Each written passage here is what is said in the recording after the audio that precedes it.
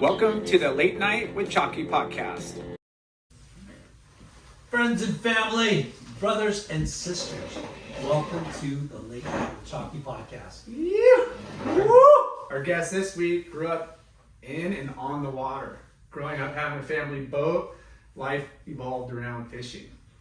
From scrubber, deckhand to chef, captain, you've done it all. Yeah. With years of experience in the restaurant industry and working for great chefs like Tim Johnson, True, right? yeah. At Zenbu Sushi. No, Zenbu. Zenbu. Yeah. Zenbu was in La Jolla, and then also they were at Cardiff on kind of Ryan Seaside Markets right there. Yeah. So. Well, it's to no surprise that this guy owns a restaurant now, named after his dad's boat, Bear Flag. Yeah. It's one of our favorite places to go eat, and we highly recommend visiting one of their 3 locations, maybe 4 coming soon. We don't know. We'll find out. We welcome Bear Flag Fish Co. owner Thos, Carson to the show. Woo! What's up, guys? What's happening? Yes. We've been trying to make this happen for a long time. Yeah, since the Snap premiere, really. Was that it? Yeah, that's when What, was it that started. a year ago? Yeah, Over a year ago? A little over a year. Yeah. Good. Well, I mean, obviously Logan's a good buddy of mine, and seeing you guys there, and obviously right away you guys, hit me up representing, Late Night at Chalky, right? Late Night with Chalky. Late Yeah. Night with Chalky, and so who's Chalky? Right here, dude. I like it, dude. Well, I got both of you He's guys. a chocolate aqua. I got both of you guys on the text. So Yeah. one's Chalky with 2 C's and one's Chalky with 3 C's. So. But no, I do appreciate you guys.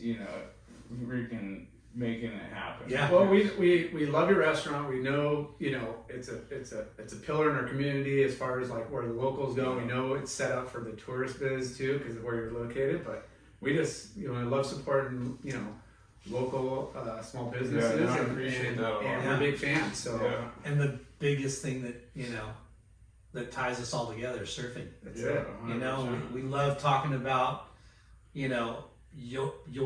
our guest history in surfing and how it leads you to what you're doing today. Yeah. So I mean, I'm just gonna start from kind of the beginning. Yeah. Do I it. mean, Where'd you grow up? So I grew up in the Newport Heights area, and my family was big into sailing, so I had to sail as a young kid and do junior lifeguards is another thing.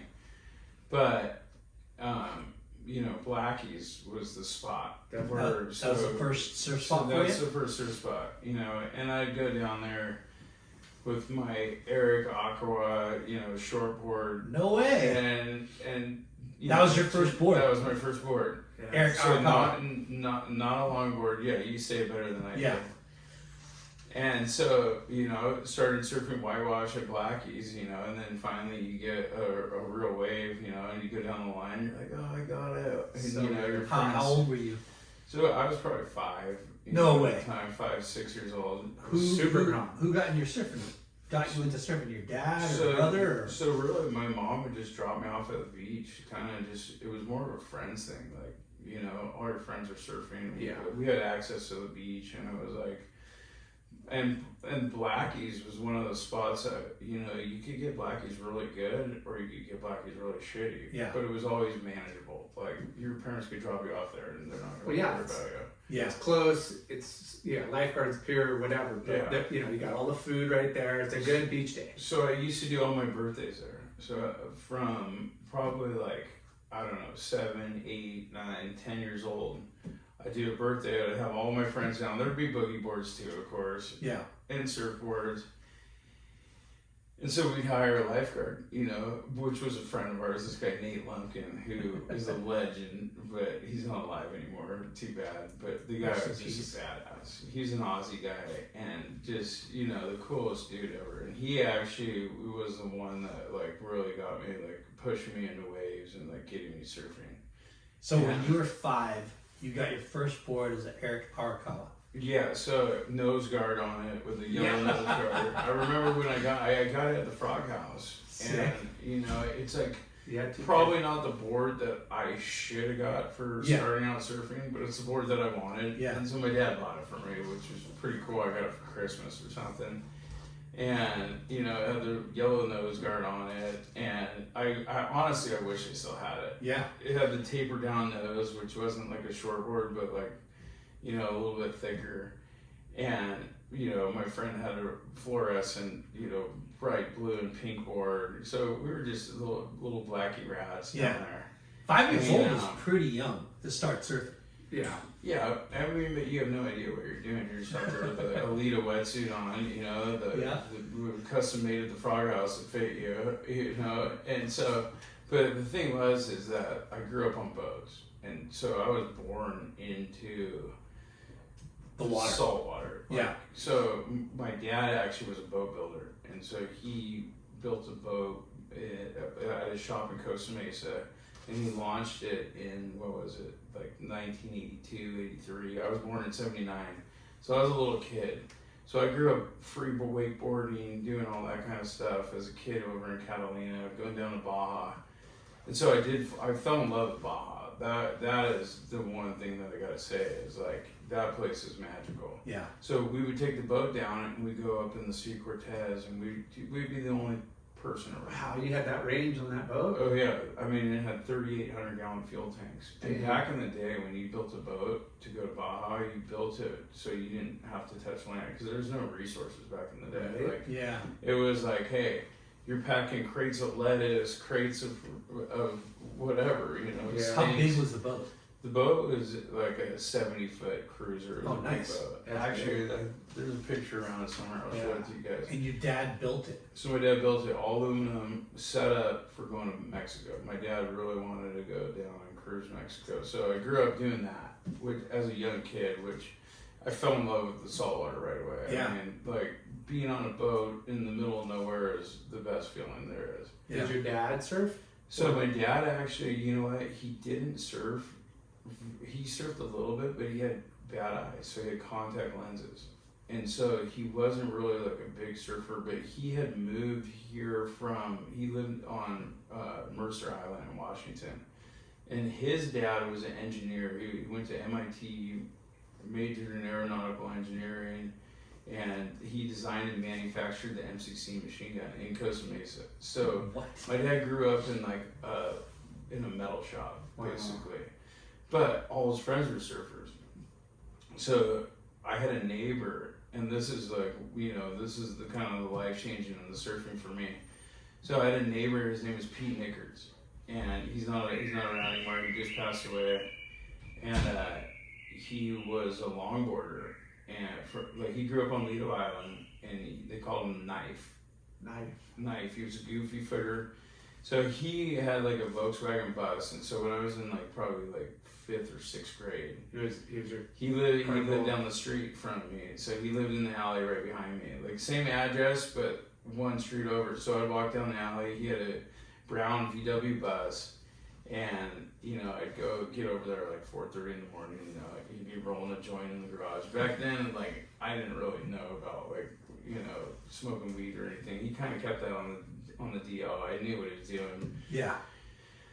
But anyway, his garage was always open, and my best friend lived right next to him. So he was always fixing surfboards in his garage, and you know he was really good friends with Marshall. I don't know if you know Marshall, who shaped longboards. He's like a big Blackies guy.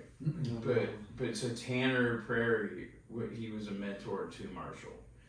Marshall was like the best longboard shaper back in the day. So wow. Pete was a really good friend of his, and Pete was the guy that like I was drawn to. His garage was always open. He's always fixing things in his garage. So I learned how to fix surfboards really early in my life. Yeah. Like, you know, and he would teach me how like, hey, that you gotta make a bigger patch, make a smaller patch, make one more smaller patch, put the bigger one on, sand it, and kind of fade it in, and like which is a lot of work. And dude, he was A+. He knew how to pinstripe. Like he came from the old school days. Like, he's a lot older though, right? So he was 78 when he died. He was born in 1942, but he grew up on Lido Island. Okay. And so anyway, but he's an adult when you were. He was an adult. Yeah. Yeah. I'm in 5th grade, and he's probably in his 50s. Yeah. but he always had his garage open to me, you know. So I'd go in there and shoot the shit with him, and he was always just super cool. And there's always stuff going on. He had a son, John Omohundro, and you know, I don't know if you know RS. Yeah. But RS was best friends with his son, and so you know he started that Aviso carbon fiber surfboard. I think it was wrong timing on the carbon fiber surfboards. Yeah. But so they'd always be hanging out in the garage. So it was just like a cool place to hang out. Yeah. Definitely like sounds like a big surf community with, Yeah, you know, for all Yeah, those- well, he was a well-known goofy foot surfer, and he had the stories that you never freaking heard before. Like, I mean, going and sitting in his garage was the best time of my whole life. So originally, Shit that you want to do in your just future. shit that you want to hear. Yeah. Like, I mean, like you're a little kid, you're on your Schwinn bicycle over there, you know, putting the kickstand up, going in his garage, hanging out. And so anyway, he ended up, he was a drug smuggler back in the day. Of course. Knife was? Yeah, his name was Pete Nickers. Yeah. Freaking everybody at Blackie's knows who he is. Yeah. know. But his nickname is the Knife. Knife. Yeah. Yeah, that's what they call it, knife. I don't Yeah. know. So anyway, Big deal. he would tell me the freaking craziest stories that you've ever heard, you know. Yeah. And so what he would do was he would smuggle Volkswagen buses from Afghanistan with the gas tanks welded out, filled with keef from Afghanistan, Afghan keef, and he would travel with. He was working for the Hui at the time, and so he was traveling with the head of the Hui's brother, who wore a Hawaiian shirt and was traveling with another guy, and they pretended like they were gay, so nobody would mess with them. They weren't gay, but they played off the gay. That was thing. their act. And so he was traveling with his family like he's on vacation, you know, but he's in Afghanistan, like Wow. you know, and so they'd have like 16 buses that they're importing from basically Europe to bring up for all the hippies in California, and so So is it? That's is a great it cover. Heroin? no keef. What is So that? keef is like where you take the flower of the marijuana plant and all the green like resin ball. So it was like kind of like hash, basically hash. Did you but know what that was? Have you ever heard of it? Yes. high, Oh, yeah, you have. high grade hash. Okay. So, but anyway, Afghanistan keef. yeah. So the thing was, is the guy had so many freaking stories. Like, I mean, Dude. you could sit in his garage for hours and listen to his stories. So, you know, long story short, they would ship him to Veracruz, and then they would drive the buses up to the border. And so the Hui guys left the papers in their bags, and when they were going through customs, they found all the shipping papers, and they're like, "This is the story from him." I don't know if this is how it all went down, but they said, "Oh, you're here on vacation, but you have, you know, Doing business. 15 papers that you're importing, you know, these Volkswagen buses to Veracruz." So anyway, they went home and they're like, "Dude, I think we got a problem." But Pete, being gringo white boy, was like, "Okay, you gotta go down and pick it up." So anyway, the whole story behind him was when he was in high school, he moved to Kauai, and he moved to a place called Bacala. I don't know if you've heard of Bacalas. that. Bacala. Yeah. That left hand Yeah. Point Break. Love that And place. so he lived in a tree house there and literally moved there in the 60s. And then he has footage of him surfing Bacalas in the 60s, like the most insane footage. So he like, you know, and he was a goofy footer, so that was regular for him. So like literally like some of the best nose riding I've ever seen in my whole life. Wow. And so he'd show me old 8mm footage of it, you know, of back in the day. And so anyway, I got to become really good friends with the guy. Like my dad wasn't as close. My dad was more of like a army dad, where Yeah. you know, handshakes only. Where this guy took me under his wing, you know. And so anyway, he was the one that really got me into surfing. Yeah. That was when I was like, it all clicked. And so I'd meet him at his house at 4:30. He'd like be here at 4:30 in the morning. You know, my wetsuit, my towel, freezing cold, walking through the alley. And then, you know, he'd be in his garage, freaking rolling up a little joint, and we'd go down and check out Blackie's.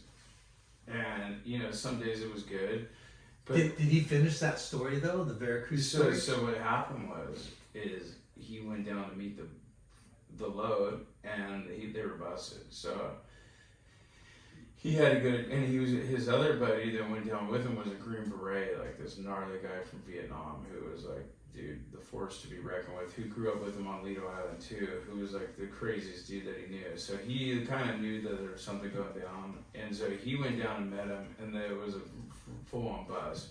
So he went to jail in Veracruz, Mexico for 15 years. Fuck What? off. And so he The knife went to jail for 15 years. in Mexico. Dang. And so that's where the stories, that's when I was like, okay, dude, this guy is fucking, and he was 2 years older than my dad. My dad went to Harvard with him, but he was 2 years older than my dad. So I had an instant like attraction to him just because he was like, he was OG. Like he would tell me shit about, he didn't hold back. Yeah. So did his friend go to jail too? Oh yeah, his friend went to jail too, and so what he told me was, is like, so when you go to jail in Mexico, you got to fight the biggest guy. Like there's one guy that's the head of the jail, and like when you go in, it's game on. Like, Yeah. you got to fight this guy. And so his friend, who was Green Beret, was the guy in front of him who had to fight the head honcho dude, and he just freaking kicked the shit out of the head of the Mexican prison, you know.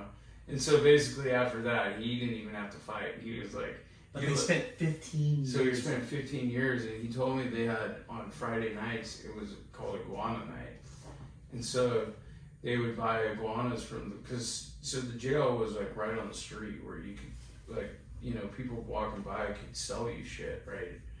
And so he had an old tube TV that would come in once a week, and it would be packed. They didn't burn all the keef, you know, they freaking kept. I think somebody made a deal with the Mexican government where like, hey, burn half of it and keep half of it and take care of these guys in jail. So he'd get a tube TV that came in, and it was just packed with keef. And so he was selling keef the whole time he was in jail.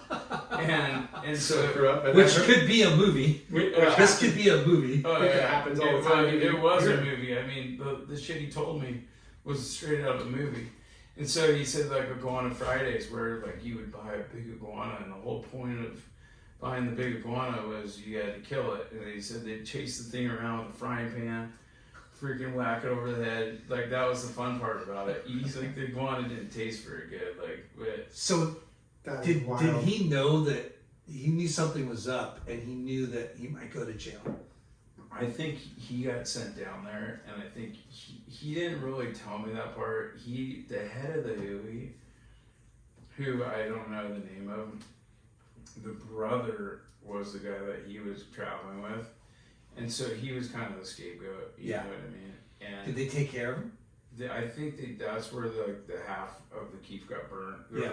He said that the whole town got high when they were burning the keef because the smoke, when they lit it on fire, blew into town, and like everybody was like, "Holy shit!"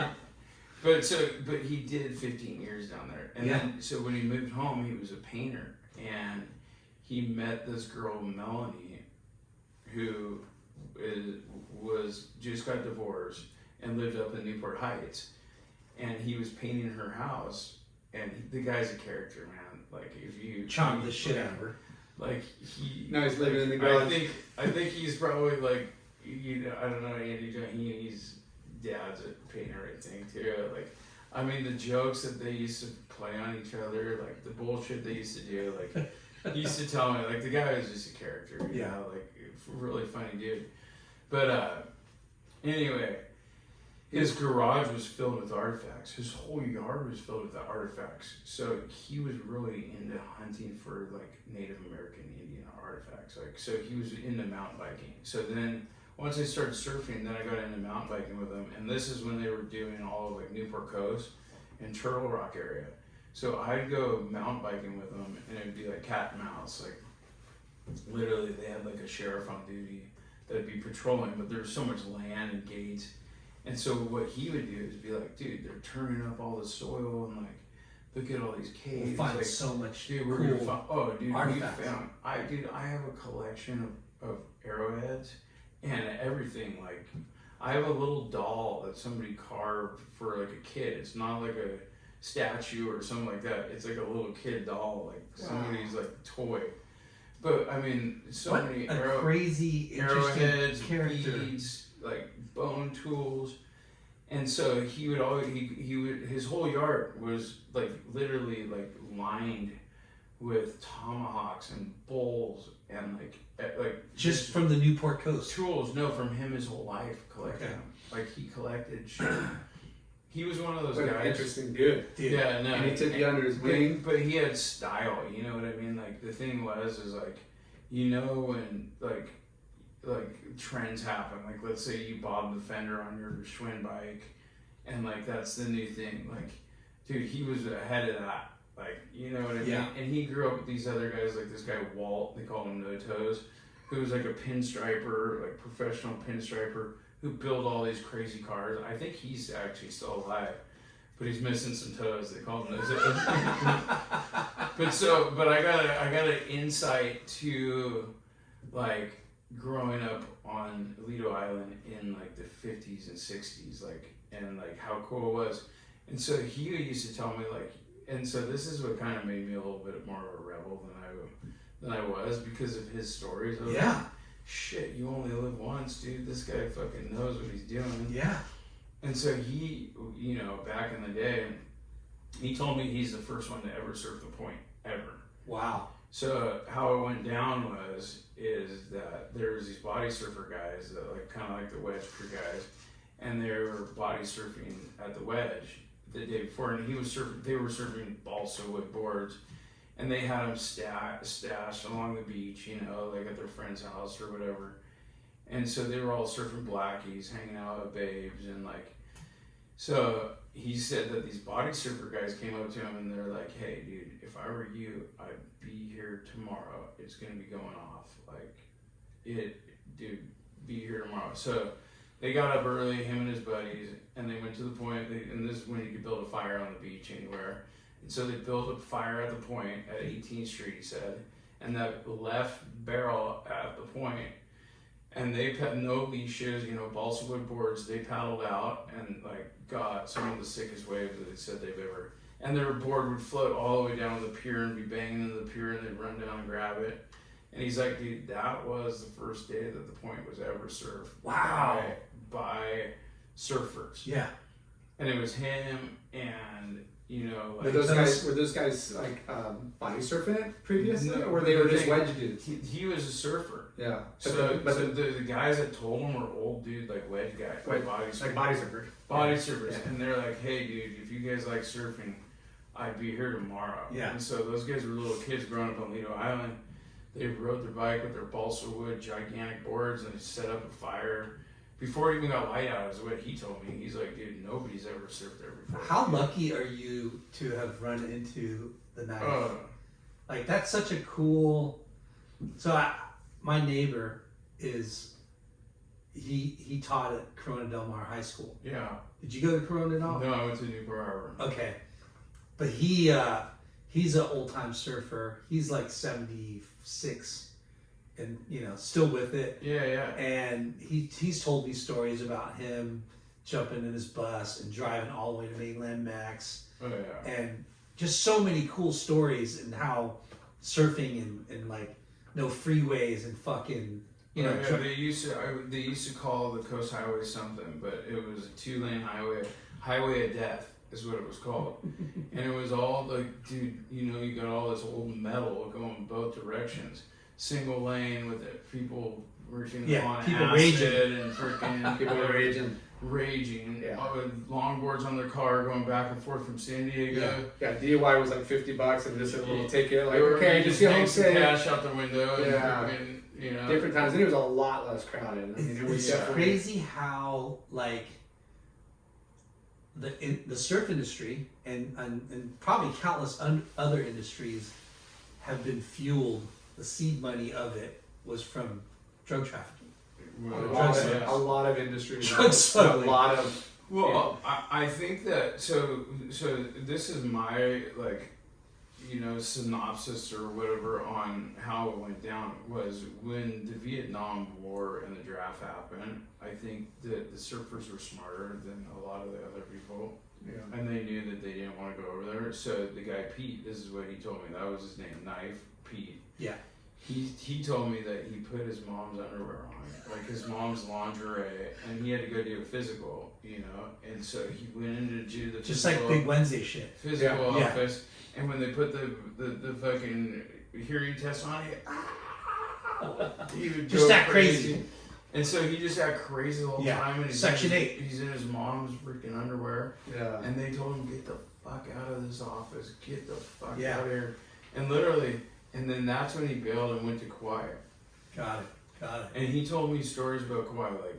He told me stories about his friend, built this tree house in a palm tree, and due to a hurricane hit, and he was up there for like a week and didn't come down the same. Like the guy fucking went fucking loony.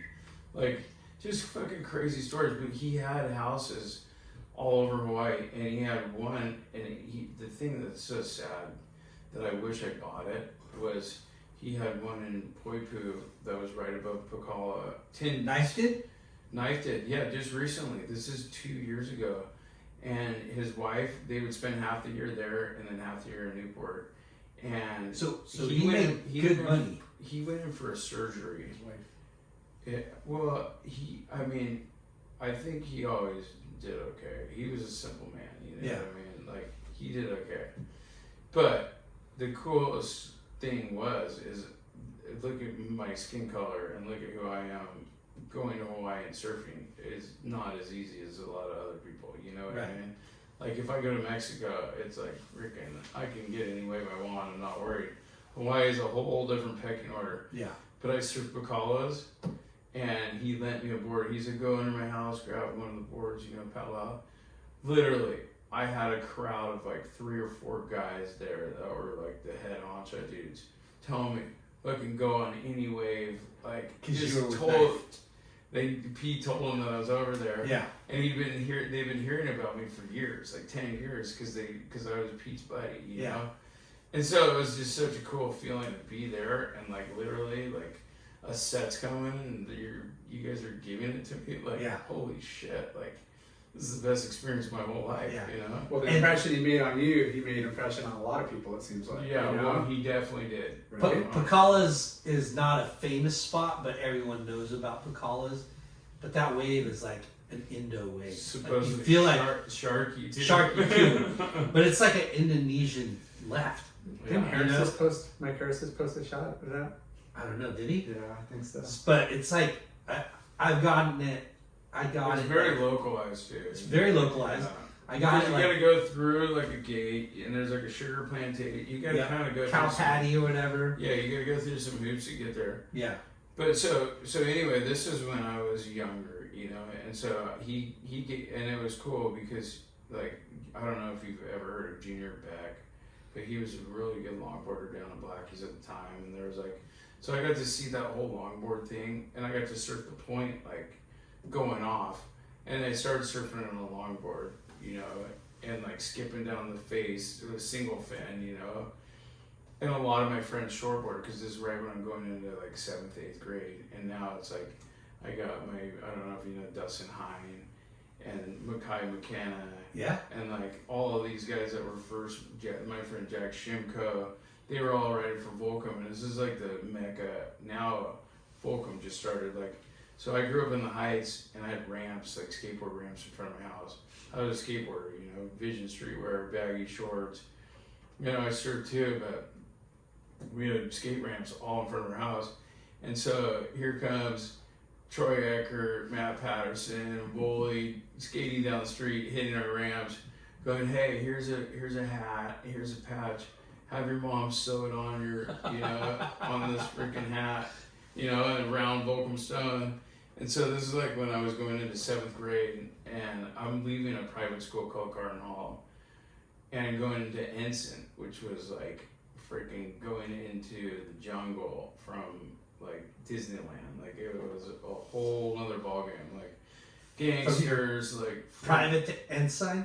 From to Ensign. Okay. Ensign was a middle school around here that was gangs, fucking the whole deal, you know. Yeah. And so like Private school to a public school. private school to public school, but the public school was where Newport Heights, Kaiser, Mariners, and every other school went into junior high, 7th and 8th grade. So it was like the melting pot of everything. Yeah. Where like that's where you learn all your bad freaking Yeah. shit. Middle school.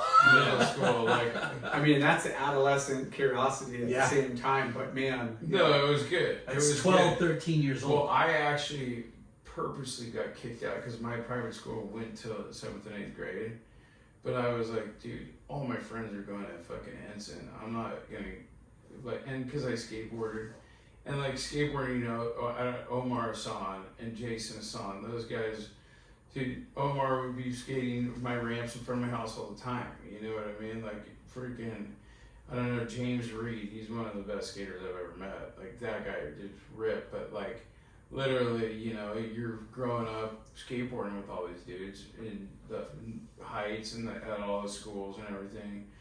And anyway, I went to Ensign for a little bit, and my mom was like, "This is not working, dude. You gotta get the fuck out of here." Did you knew a lot of the guys there from just skating and Oh, surfing yeah, anyway? I knew everybody. Yeah, like freaking, like we were all buddies right away. I mean, it's still a little bit of a pecking order, you know what I mean? But like coming from private school, you're not like the freaking cool kid on campus. Like, Yeah.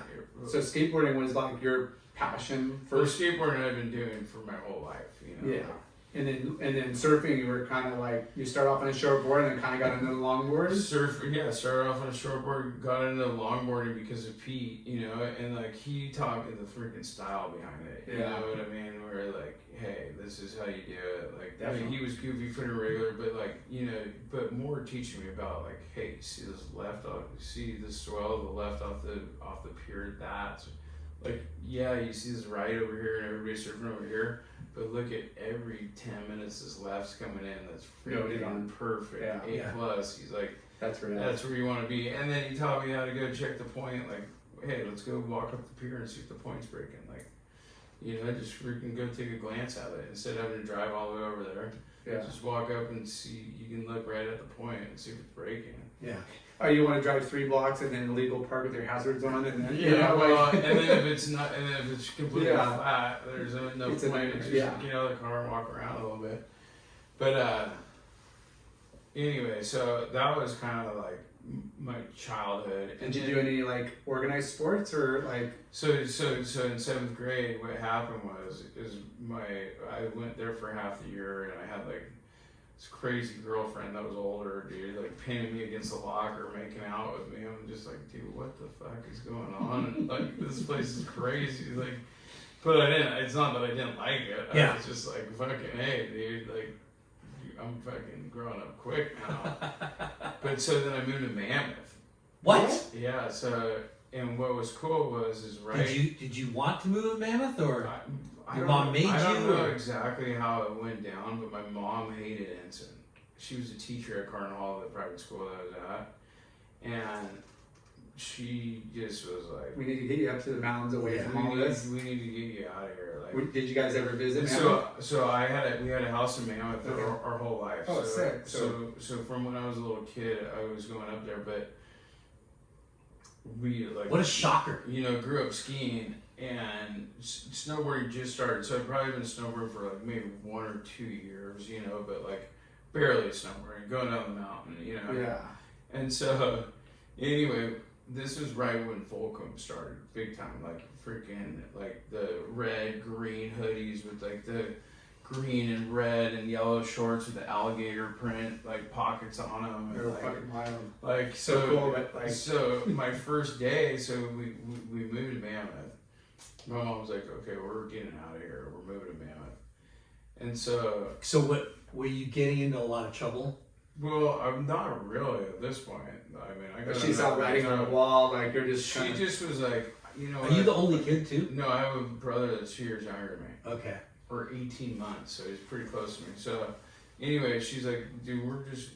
And so Need a break. we'd already been on the ski and snowboard team and stuff, and we were like, you know, pretty good at it already. So she's like, we're fucking, Ensign is not the spot. She already knew. Like, she's just like, whatever we can do to get him out of here. Let's move to Mammoth. And so my dad actually stayed here because I had an older sister, and he'd come up on the weekends. And so we moved to my house in Mammoth. And so we went there second semester. And so anyway, kind of a funny story how it all went down. But so there was these two kids, Jeff and Billy Henderson, who were like pro snowboarders up there, but they rode for Quicksilver at the time. And I thought Billy was my age, and I thought Jeff was my brother's age because they looked pretty close.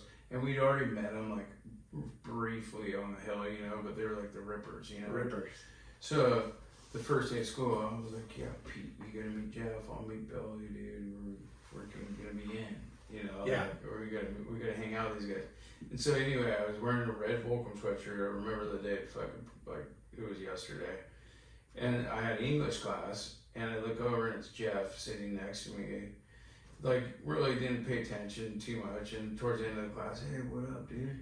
And I think he just had heard about Volcom, you know, because he was riding for Quicksilver, and he's like, oh, dude, fucking sick sweatshirt or something like that. And then so we had another class, science, and then we had math, and then we had to go to snowboard team. And I, meanwhile, never been on a snowboard team ever. And so we went to science, then we went to math, and math on the board, giant letters, it says free seating. So Jeff's like, hey, freaking sit next to me, sit next to me. So I'm, you know, go sit in the seat next to him, what's up, dude? And this fucking bully of the school, I guess, I hadn't met this guy yet, came up to me and he's like, hey, bro, you're sitting in my fucking seat. Oh my God. And God. I was like, I'm like, it says free seating on the board, and Jeff's like, dude, don't get up, dude. It's freaking free seating, dude. Find a different seat. And the guy's like, I'll seat you after class. What? Like, oh shit, dude. And now it's like small. There's no dude, like, it's like, well, but no, it's 7th, 8th through high school. So this is like now going from 7th and 8th grade to 7th and 8th through high school. All combined. But it is small. You're right. It's small. But so you have lockers, like, and everybody has a assigned locker. So anyway, the whole class, I'm like sitting there dreading, like, oh great, dude, I'm gonna get my ass kicked. And so, but dude, I just came from Ensign at the same time where there's fights every day. Like, I'm fucking used to this shit. yeah, great. My mom's gonna freak out. First day of math, I'm getting freaking. And then so I go to my locker, whose locker's right next to me? Jeff's. How funny. So we're freaking, I'm doing my combo, I'm trying to figure it out, he's helping me, and so it's snowboard team, and he's like, oh, you're on the snowboard. I'm like, yeah, I don't know where to go. Like, he's like, yeah, there's a bus out back. Just freaking, you know, put your shit in your locker, and I'll meet you out there. This guy came up and put my shirt over my head like a hockey move. And I was like, oh shit, you know, like what's going on? And then pushed me against the locker. And then I was like, dude, what, you know, like, I've freaking been raised by all these older dudes growing up my whole life anyway. Like, dude, are you kidding me? So I ripped my shirt off, freaking gave the guy a couple shots to the face, grabbed him in a headlock, put him on the ground, and just started freaking punching him. And then This is the big bully guy. Yeah, the big bully guy. And then I got broken up, you know. And we went to the principal's office. And I'm sitting there, I'm looking at him. He's got a fucking gigantic shiner, like getting bigger while I'm sitting there. And so the principal pulls me in the office first, and he's like, hey, you know, his name is Bob, Mr. Barker. And Bob Barker? Bob Barker. The principal was? The price is right. So I was like, I'm 100%. It was self-defense. Like, that's what you kind of. So he came in, he's like, welcome to Mammoth High. And I was like, okay. And I'm thinking, like, I'm going home. Thanks for sticking welcome to the fucking. Welcome to your last day. And this dude, he said, you know what? He said, that guy's had it coming to him all year. He's like, stoked. welcome to Mammoth High, dude. Don't worry about that fucker again. He's like, the snowboard bus is waiting for you outside. And I'm like, nice to meet you. Thank you so much. And so I get on the bus, and everybody goes, Tyson. And meanwhile, I don't even know how to snowboard. Like, I literally have like a Sims. But you got a Volcom sweatshirt. Yeah. That got you everywhere. Dude, it worked. I swear. And honestly, without that, I don't think Jeff would have been like, hey, dude. Hell no. Like, you wore something that no one up there, You know what I mean? Like, and they didn't have it yet. They didn't have it yet, and he knows like only cool people.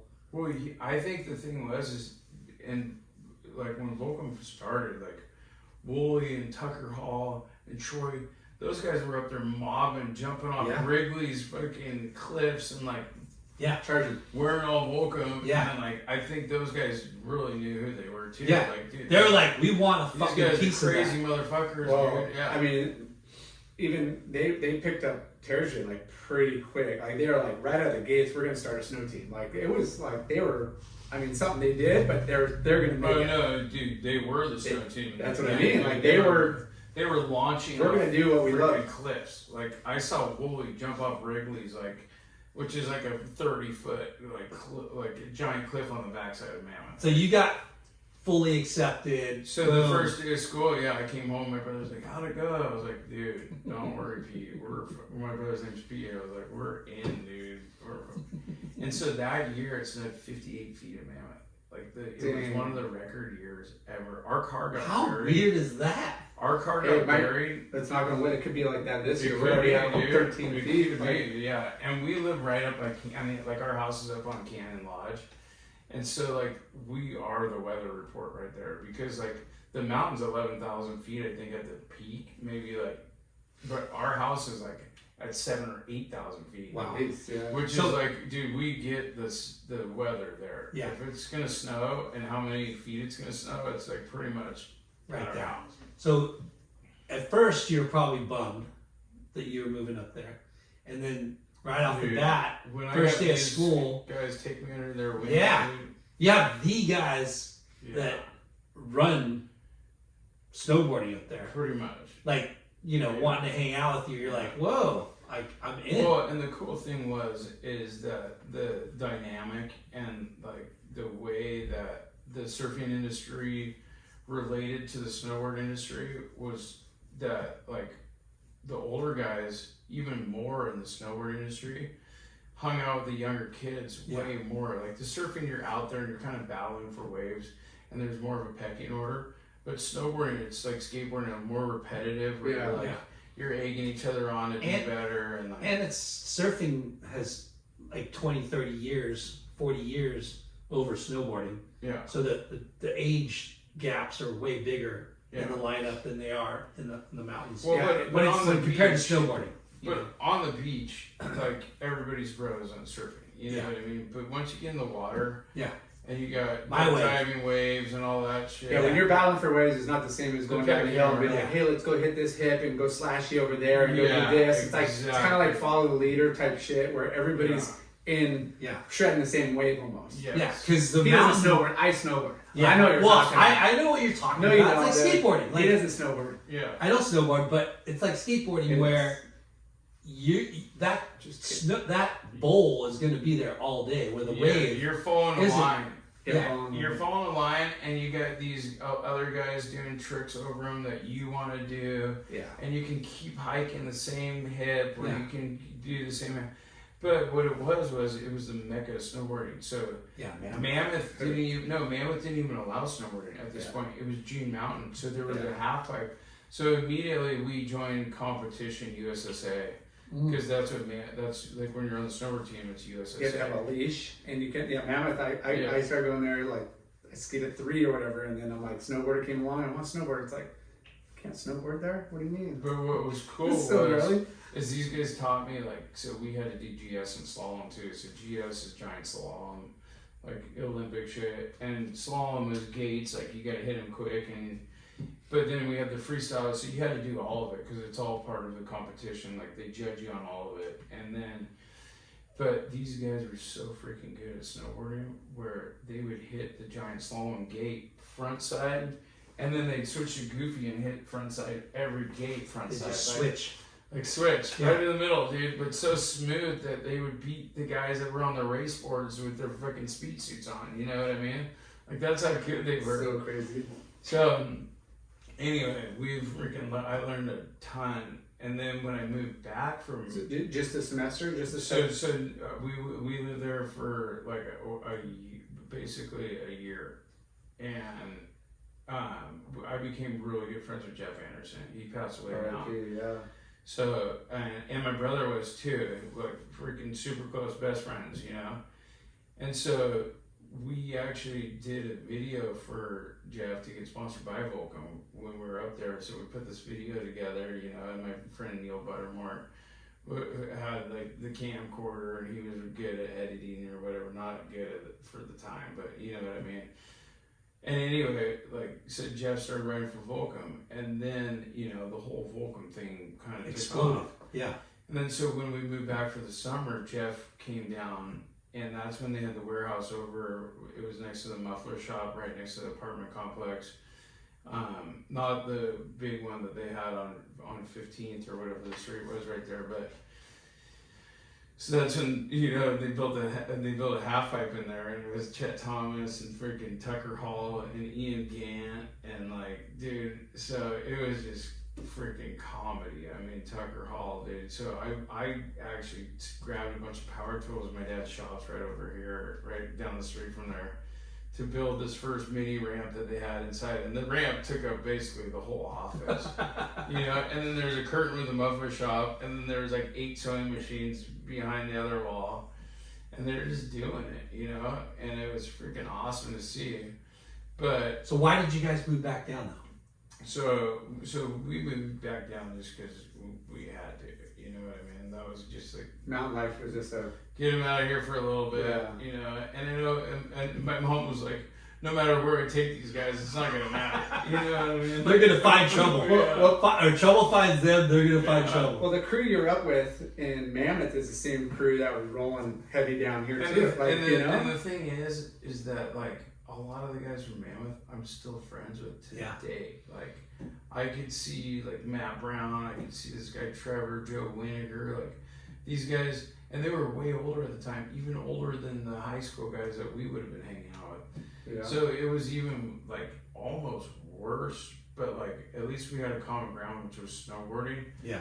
But still at the same time, we'd go to a town party and there'd be girls at all ages, like, you know, Yeah. like you grow up real quick. Yeah. we got some fresh meat over here from Yeah. Newport. Yeah, like dude. Well, it's like, Let's show him we the talked ropes. to people. You know, when our guests like I'm gonna growing. try one of these things. Yeah, go for it. But the thing about Am I allowed to drink on this podcast? Or? hell yes. Yes, you are. But the age gap, you know, like when someone's 18 and you're Pretty cool. 15, Yeah. 13, you're like, whoa, that dude's a fucking adult, you know? Yeah. And they've done so much more. Yeah, but I wasn't really thinking that. I was thinking like this guy got a bottle of Aftershock. I've never even seen Aftershock. It's the one with the rock candy in it. Have you ever heard of Yeah. that? That It's was like a good Fireball with Yeah. with rock candy in Yeah. it. And we're at a party, and this guy's fucking letting me sip off his fire water, dude. Like this guy's fucking cool as Yeah, shit. Like, yeah.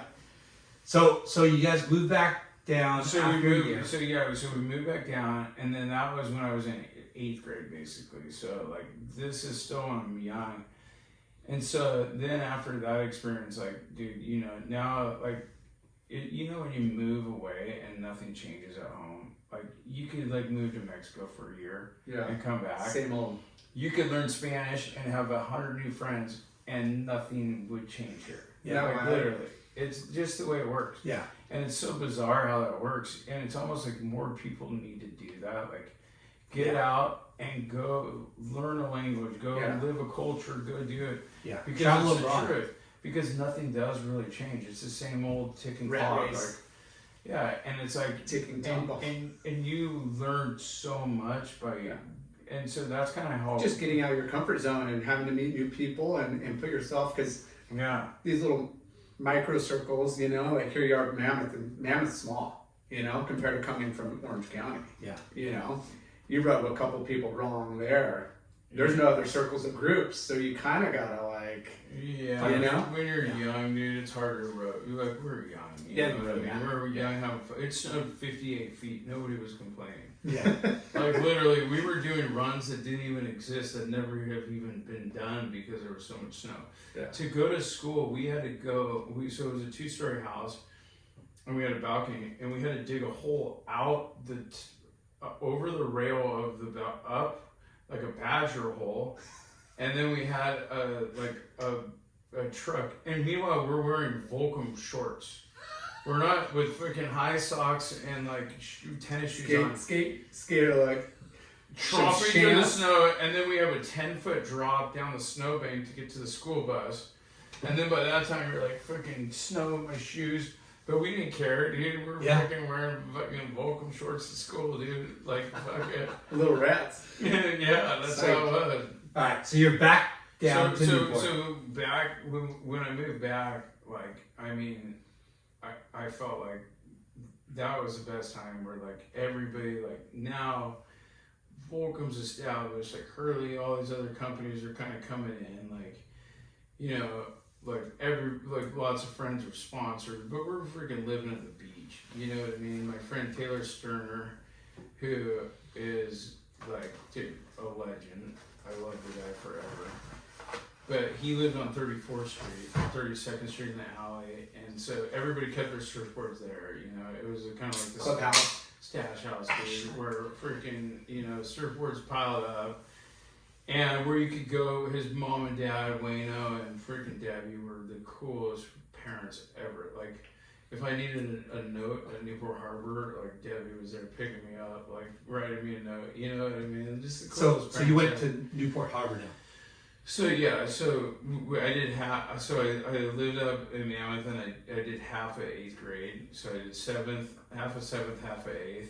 And then we moved home like towards the end of the season, and then so I came at the end of 8th grade, and it was perfect timing because it was just like, dude, new like, school, right fresh, new outlook, like right before you're going to high school, like brought it out with everybody again, and then started at Harbor, and like starting at Harbor, like, dude, like I said, like because of surfing and skateboarding and everything, like, so like Steve Aoki, super good friend of mine. Like, did he go to Newport? He went to Newport Harbor, yeah, dude. Steve Aoki did?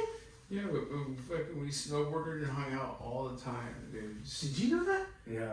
I didn't know So that. He's tight with, yeah. So Edelhauser, my friend Rob Edelhauser, we had like a freaking crew. My friend Brian Johnson, but like, you know, you'd be skating subway parking lot up on 17th Street. Like, we'd all hang out together like all the time. We'd go to Benihana, we'd pile in his Bronco and go to Benihana. Everybody chip in $10 for lunch for tip, and we would fucking just feast, you know, all the time. I think we took advantage of it like too much. Why wouldn't you? Like, especially you got in trouble. Yeah, your 8th, 9th grade, you're fucking hungry. Yeah, you're always eating. Well, yeah. So did you come back down and want to be on the surf team, or? So no. So the surf team didn't exist quite yet. But a ton of servers at school just wasn't part of it. No, they were just fucking rippers, you Yeah. know, like fucking Kurt Blackman, you know, like everybody was fucking Charger. There was people that were rippers, you Yeah. know what I mean? And teams. And so there wasn't really teams. Later on, like towards our senior years, when surf team got established and everything, and by that time I was like, you know, freaking kind of past.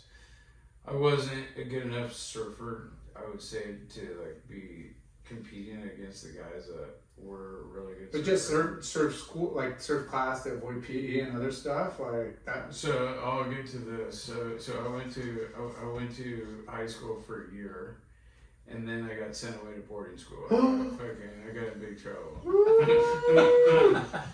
So you're trying to avoid that, right? Yeah. You can't avoid the trouble. The trouble is you.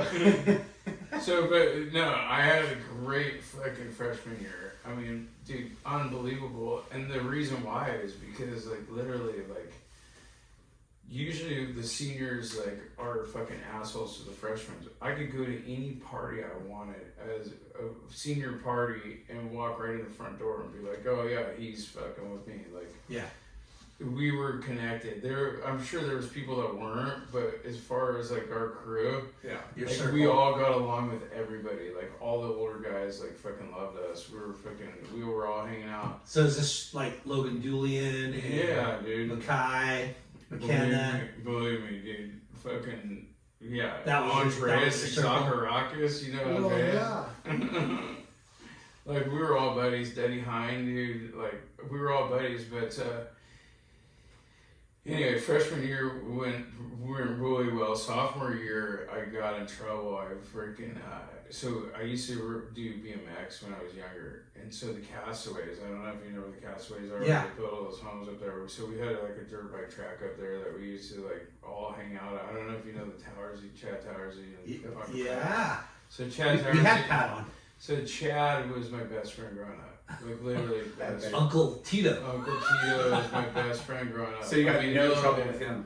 Yeah, we were freaking Imano. We were good, dude. He good balance, you know. Yeah.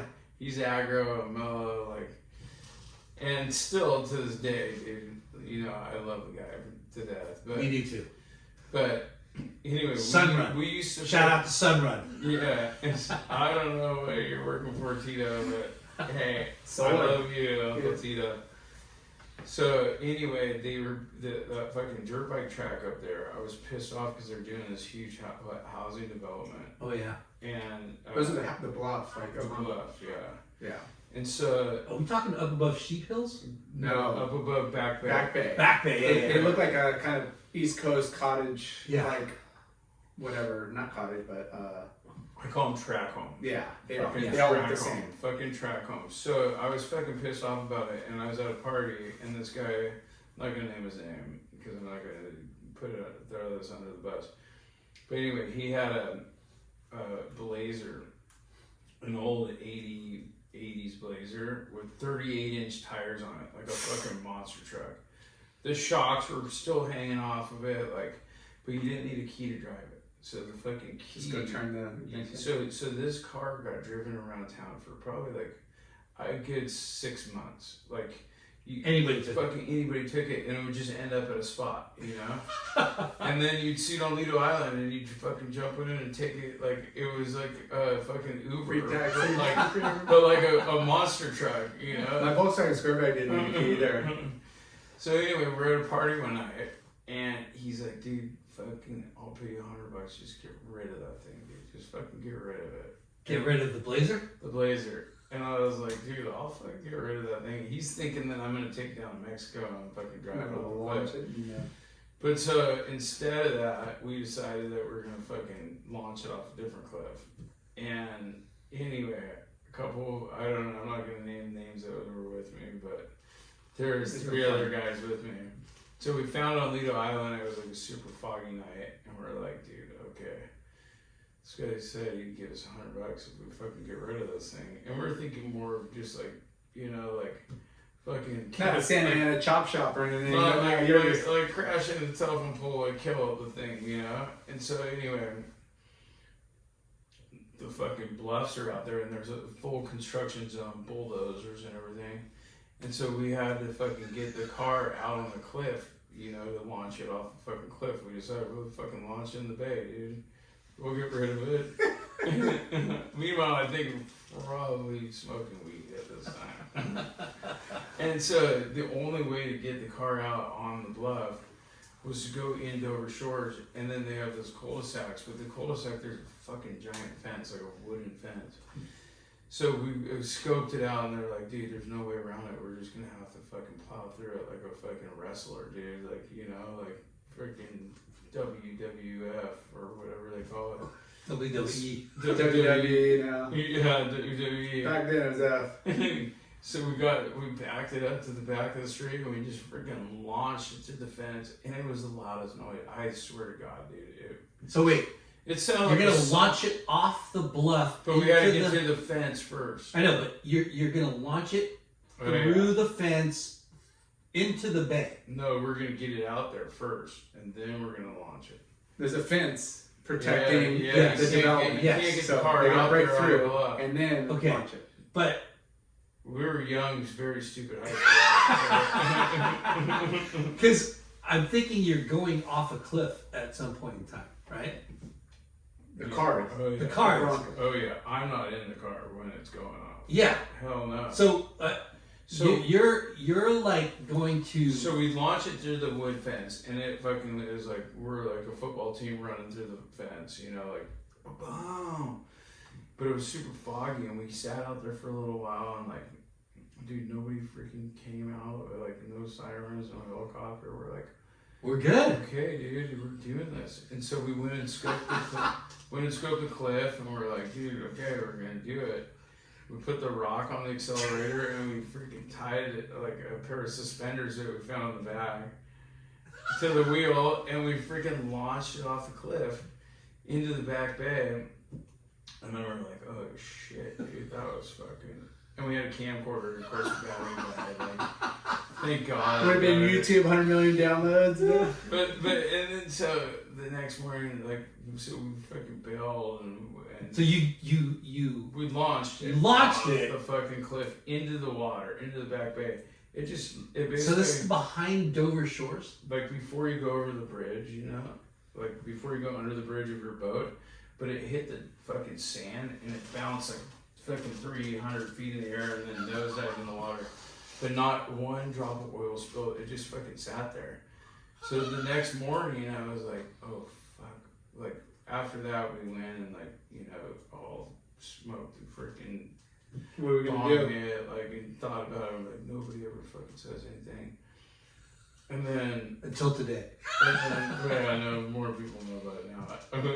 The funny thing is I had somebody, like a parent, obviously, when I opened Bear Flag, came in and told me, You're the kid that you. no, you're the one that was most likely to unsucceed or something like that. You're the one that drove the car. I thought you were gonna like. They gave me this whole rundown about how big of a piece of shit I was, and it was supposed to be like a. Hey, but your Pokeballs are really good. A backhanded compliment. Well, but the thing is here, my deal was, and this is the moral of the story, is I want to figure out, hey, how far can I push the limit before I turn 18? Yeah. So I know once I turn 18, not to ever fucking do this shit again. Yeah. Because, like, literally, but when my dad was reading the Daily Pilot and there was a car submerged on the front of it, and he's sitting there eating his Honey Nut Cheerios, and I was looking at the front of the Daily Pilot, I'm like, oh fuck, dude, what the fuck did we do? But the thing was, is like, nobody said anything for like a long time. Like, nothing. You got away with it. Nothing happened. Yeah. And then the guy who owned the car's dad is a lawyer. And then like insurance fraud started happening. So what happened was is they had to charge us with Grand Theft Auto. But How did you get caught? But drop the charges. We had to admit to it. Because it But they dropped wasn't the initiated charges, by so- you. They told you to get So the dude that owned it, Yeah, His dad his dad's wanted- a lawyer, and yeah. he's like, "We're getting insurance fraud right now because they think that you were involved in this or something." So he's like, "You got to admit to it, but we're not going to press charges. So you're going to have Grand Theft Auto, but it's not going to be charged on your record because."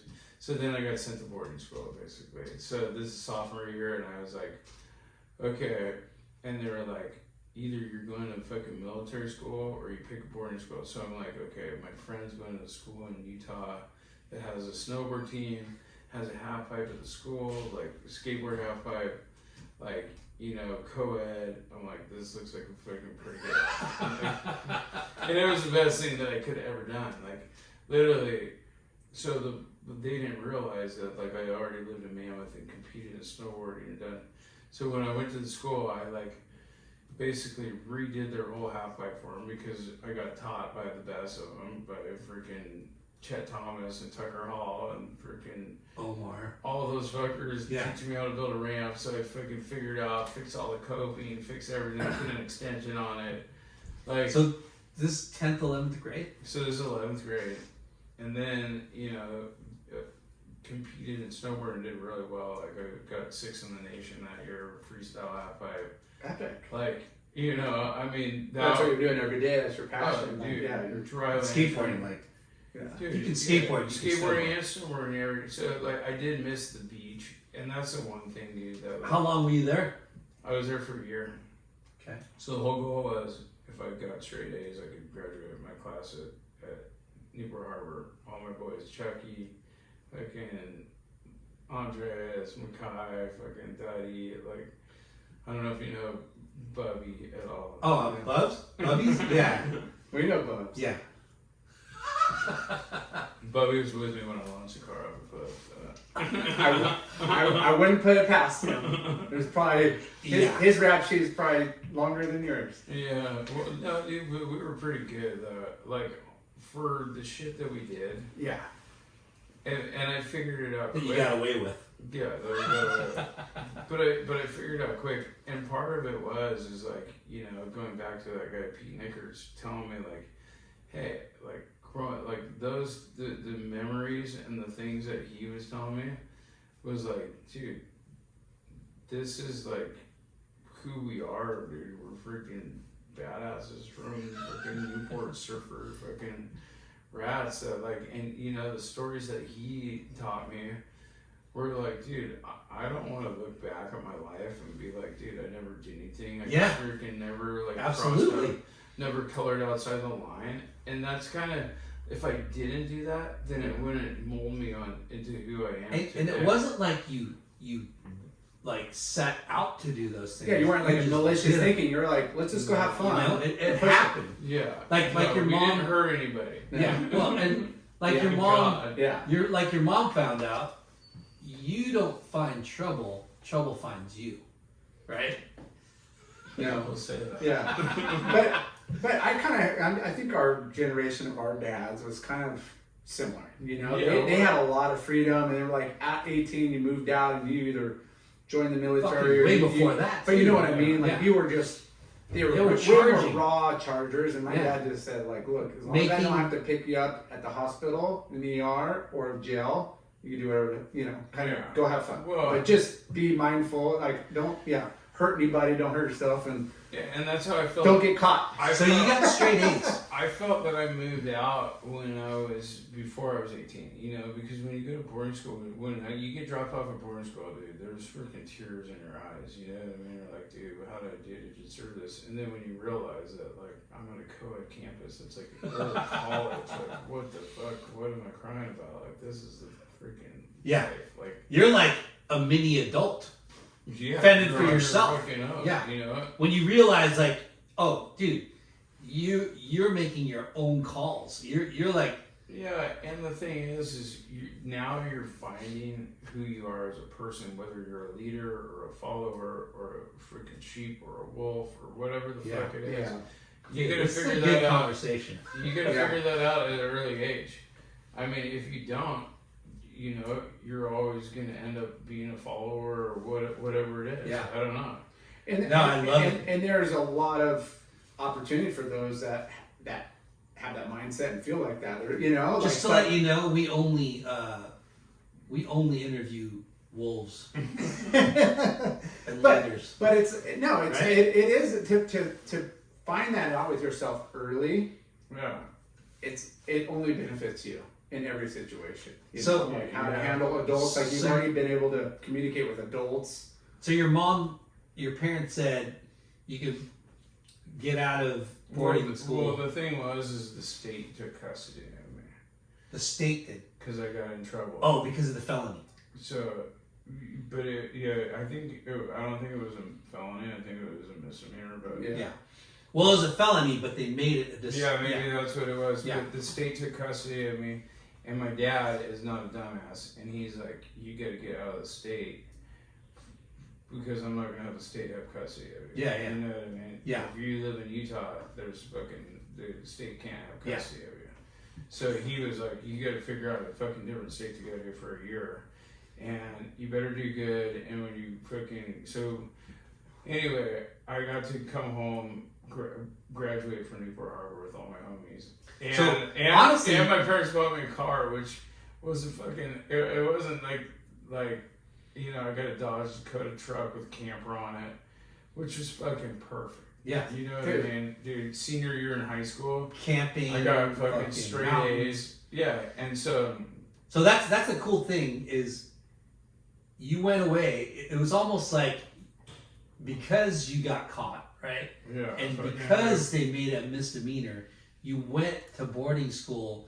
That was your prison. I had to prove myself. Right? A little bit. That was like your punishment. But it was going.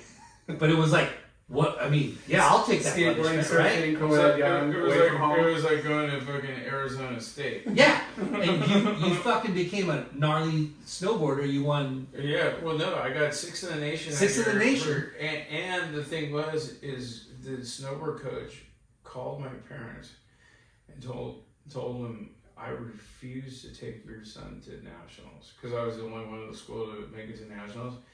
And my snowboard coach was a racer, so he wore the speed suit. And so I learned this from Jeff and Billy, where I could hit the fucking gates frontside now and fucking toy with the guys. And I remember Jeff actually hooked me up because I was in a contest and I was jumping these signs, the wood carving trail signs, and we were all in them, and I freaking broke. He hooked me up with a Terrier Hawkinson board, and I freaking somehow broke the snowboard right before a contest. And literally, Jeff shipped me a board and got there like the day of the fucking contest, saved my ass.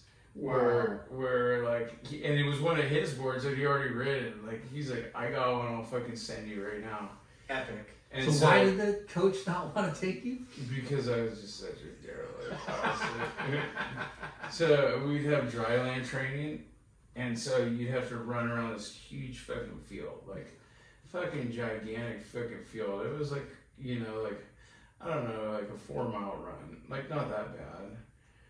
Sounds bad to me. But at the time I was like, dude, I'm running around this fucking field every fucking day, I'm like, I'm gonna cut through this time, like, cause there's a fucking cut through, but there's a bunch of sheep in the fucking middle of the field. This is fucking Utah, so I'm running around and cut through the fucking field, and I'm like, oh, that was easy. And I see the front place people, the fucking stars that want to get first place, and then I just run in right behind them, like I was running with them, and so I did that 4 times in a row, and then all of a sudden, dude, this fucking truck pulled up with this fucking old lady with no teeth, and this fucking dude with a big old lipper and chew stain with a shotgun, dude, and he comes up to my snowboard coach and he goes, if I catch your boy running through my field, my sheep field again, fucking blow it. And I was like, I'll dude, blow a hole in his ears. Dude, I was just trying to take a shortcut, dude. And I got totally busted. But that was like the end of dryland training, because we had to do dryland training before the real. He didn't even know that I even knew how to snowboard at this point. You know what I mean? Shit. So, but the first contest that I won, it was actually amateur and pro combined. And I've done 360s over fucking jumps before. And the Jamie Lynn style, Jamie Lynn. Yeah. With the legs all freaking tight. So there's this huge freaking jump at the end. And the amateurs are already out. Now I'm competing against the pros. And so I haven't done a 360 over it because it's fucking big, I've only done grabs. So I just launch it, I just go for it. But instead of doing like a freaking bent leg, mute grab 360, I just did a complete straight leg, you think it would look awkward, but I just landed it fucking perfect, slow rotation, straight leg. And I won the whole thing, dude. They fucking hand. They're like, we haven't seen that before. And I was like, holy shit. And it was almost on accident, you know what I mean? But the way it worked out, where the judges are like, fuck, that was fucking sick. And it was some, dude, that's what you get when you grow up fucking hanging out with a bunch of dudes from Mammoth snowboarding, Yeah. And Terry, I see Terry fucking do that shit, But anyway, so when I moved home and I graduated with all my friends, dude, it was the best fucking time ever. I did my senior prom with fucking Chucky at his cabin in Big Bear, dude. I don't even need to go into how crazy that shit was. And so I went to college down in San Diego, and so this time I had a ponga, a Mexican ponga. So I've always had it since I was 16. So a ponga is if you go down to South America or Mexico or something, they're the fucking ones you see on the boat. Yeah. So I grew up with one of those. So my dad, he didn't want to buy me a whaler. But he's like, I'll buy you a $1,200 ponga and, put a little engine on the back of it. But those things are so freaking seaworthy. And the whole idea behind the Pongo was the UN threw a contest on who could design the most efficient boat for fishing resources off the beach of any coast. And that's why they're so long and skinny, so they can go through the surf and different. They got a lot of rocker and Yeah, dude, they're just freaking workhorses. So I always had one of those. So then I went to school in San Diego, and that's when like I started traveling Baja. Like, cause I always went down to Baja on my dad's boat, but that's when. I know you had to get straight A's to get out of Utah. Yeah. Were you good in school? Well, no, they put me on freaking Adderall for 1 year. No, or what do you call Ritalin 1 year. I was the biggest dick to everybody I knew. Like on Ritalin? On Ritalin, yeah. Dude. Like literally. But girls liked it more. Like literally. I don't understand how that shit works. But the meaner you are to girls, the more they like it. It is fucking weird. That is true. It is fucking I mean, weird. I don't know if it's factual, but it's true. I think I had more girls friends that year, but I was fucking super hyper focused on school, snowboarding, school, everything. But it wasn't me, dude. I fucking hated it. You know what I mean? Didn't you feel good? Not right in the head. It was who just like put you on Adderall? Dude, it was because I had to fucking go away to fucking school, and like, you know what I mean? It's kind of like, I don't know who the fuck did it. Yeah. But they're like, hey, he's a problem. At the time, yeah, it was like, you're a problem. We need take your fucking meds, and I was like, dude, all right, dude, this fucking my armpits are sweating, but I'm getting straight A's. Like, I'm up 20 hours a night a day, but I don't need sleep. Sleep's a waste. Tosh, what's 2 + 2? 4. But the thing is a bunch of people were getting kicked out of school for smoking weed and drinking and everything, and I was like, dude, you know what? I'm freaking like I get out of school at 2:00, and I have a pass to Brighton and Wolf Mountain and another. So I'm getting in a van at 2:00, and I'm going snowboarding. And that's the reason my coach didn't want to take me, because I would just terrify everybody in the car, dude. I would just fuck with everybody the whole time, you know? Like, literally, like, and so the snowboard coach is like, yeah, your son made it to nationals, but I refuse to take him, because the nationals was like in Vail, Colorado. So you had to do a full travel. I'm not driving him to Vail, Colorado. Like, you can come out and pick your son up if you want to go to nationals. Like, none of my guys made it, okay? He's the only one. He was just pissed off because he's a racer. So you're back here in Newport. So I graduated from Newport Harbor with all my buddies. And you went to school in San Diego. So then I went to school down in San Diego and like college. What was it? So I went to a school called AIU, which and my wife went to USD, and so anyway, I was gonna go into architecture because my mom's an artist, my dad's an engineer. I was into it at first. Yeah. But then I found out how long architecture school is. And then I was like, okay, I'm going for international business degree. So that's what I ended up getting. So my roommate, his name is Dave Solomon, and he fucking rips at surfing. And he's so good at the lineup, at talking to people, and everybody knows the guy, dude. So South Mission Jetty, dude. Normally, dude. South Mission Jetty. You got out of South Mission Jetty, dude. You're gonna get your ass kicked out of there. Even though I'm with, he was accepted there, and I was living right on South Mission Jetty. Like, so I lived on Westbourne in La Jolla, and then I lived in PB, and I lived in South Mission. And so, growing up down there, going to school, I worked at a place called El Pescador. You guys have heard of that place? I don't know if you have, but it's like a fish market similar to Bear Flag. It was freaking right up my alley. I'd already like worked on fishing boats my whole life, like. Growing up in Newport, in the summer times, I worked on fishing boats. I worked on bongos, I worked on a boat Fin Fever, I worked on a boat High Count, and a boat called Limitless. That was your high school job. So in high school, dude, you make $200 to $300 a day working on a boat, and then you can go out. Back then? Back then. Fucking crushing. Oh yeah, crushing. Yeah. Hard work though. But yeah, Hard it's work, but buying skateboards, buying surfboards, buying whatever you want. You know what I mean? beer. And I did it Dude, through high school $200 too. a day today is fucking insane. Yeah, no, it was incredible, and it was El Nino, so it was like, dude, The water was the warm, amount fishing of was fish nice. we caught was So the better the fishing, the better the boats did, the more you probably made too. like when the This is more customers weren't looking, I was chucking fish overboard like this because we had so much fish. They wanted to catch more. The hatches on the boat and the coolers wouldn't even shut, and they're like, "Let's just get one more." What the fuck are you guys talking about? You guys have 60 Dorado, 60 Yellowfin, 60 Albacore, 60 Yellowtail, and you want fucking, what else do you want? Wow. Like, and I'm fucking Marlin on board, and you want more? Like, we don't even have enough Ziploc bags for this. Like, I'm fucking feeding crabs at this point. Like, whoa, look at that seagull. Because it's like, I gotta cut every single one of those fish. You gotta fillet all those But things. so, because I got good at cutting fish, when I went down to San Diego, I started working in restaurants, and that's how the whole thing came together.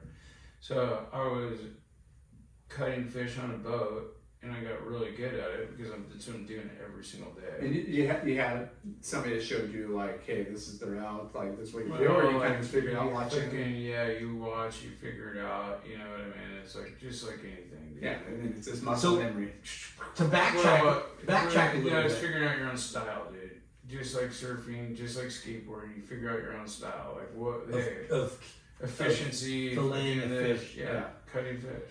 backtrack to when you were growing up here.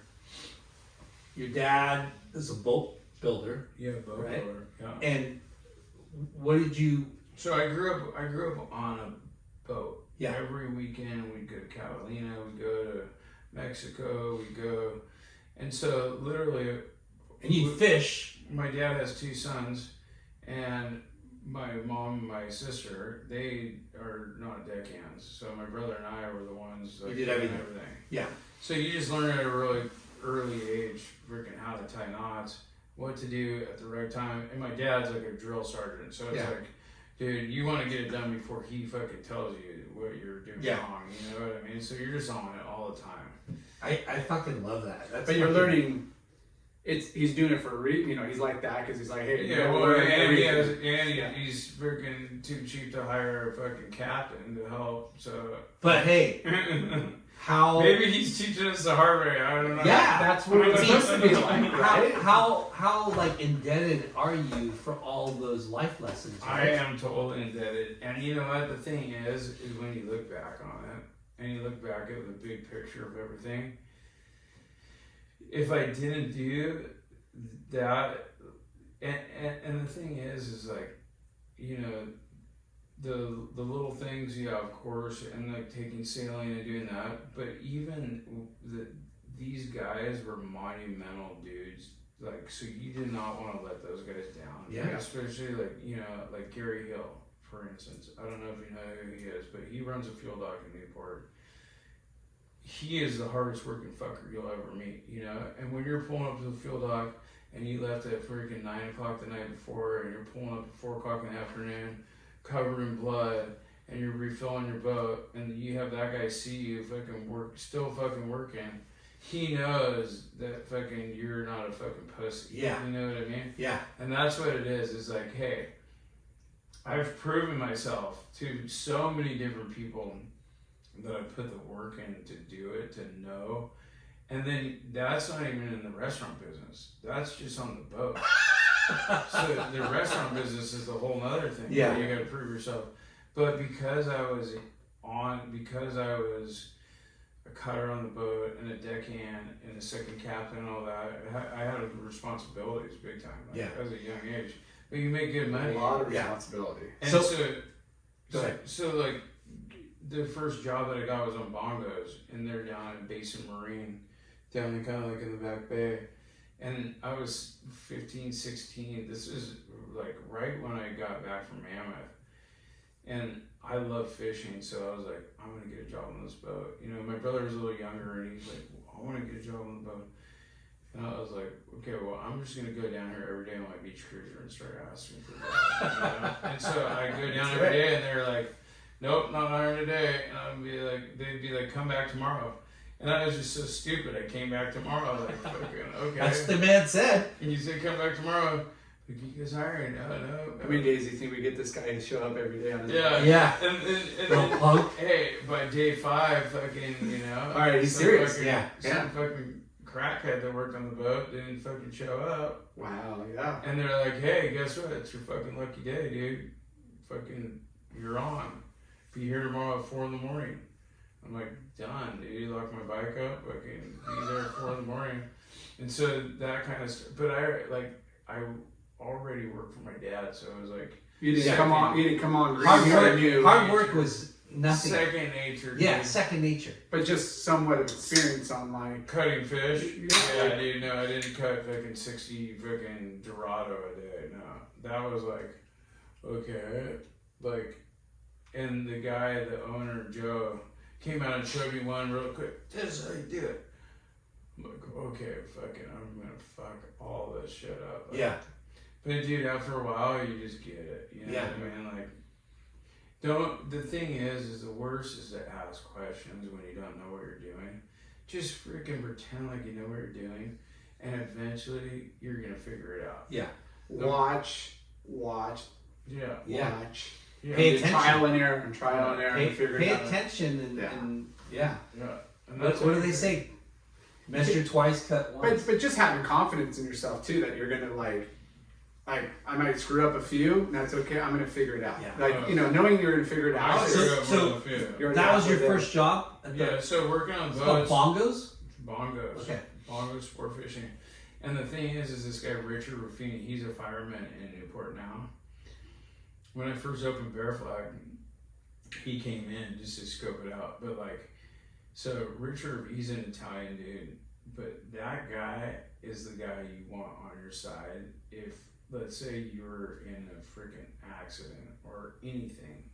Like, dude, the guy was the best boss ever. Like, and I mean, believe me, he got mad at me multiple times. Like, I was supposed to be up in the tuna tower looking for kelp patties, like, freaking, that was my job. Yeah.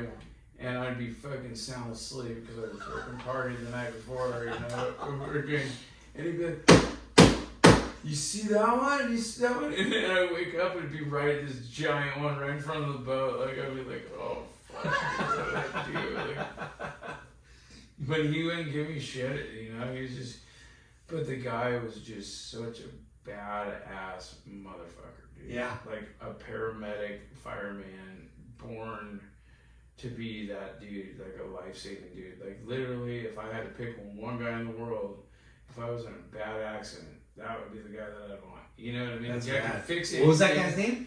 Richard Ruffini. Richard. He's still a Newport Beach fireman, but he was my first boss. So when he comes into Bear Flag, I always go, you guys, this is my first boss over here, dude. I gotta freaking comp this shit. Yeah, dude. yeah, This yeah. guy taught me everything I know, dude. Pay respect. He was just fucking, and even his sister, like from what I heard, is like that. Like and you just have it in your. It's in their DNA. They're just gnarly. Yeah. They can handle it all.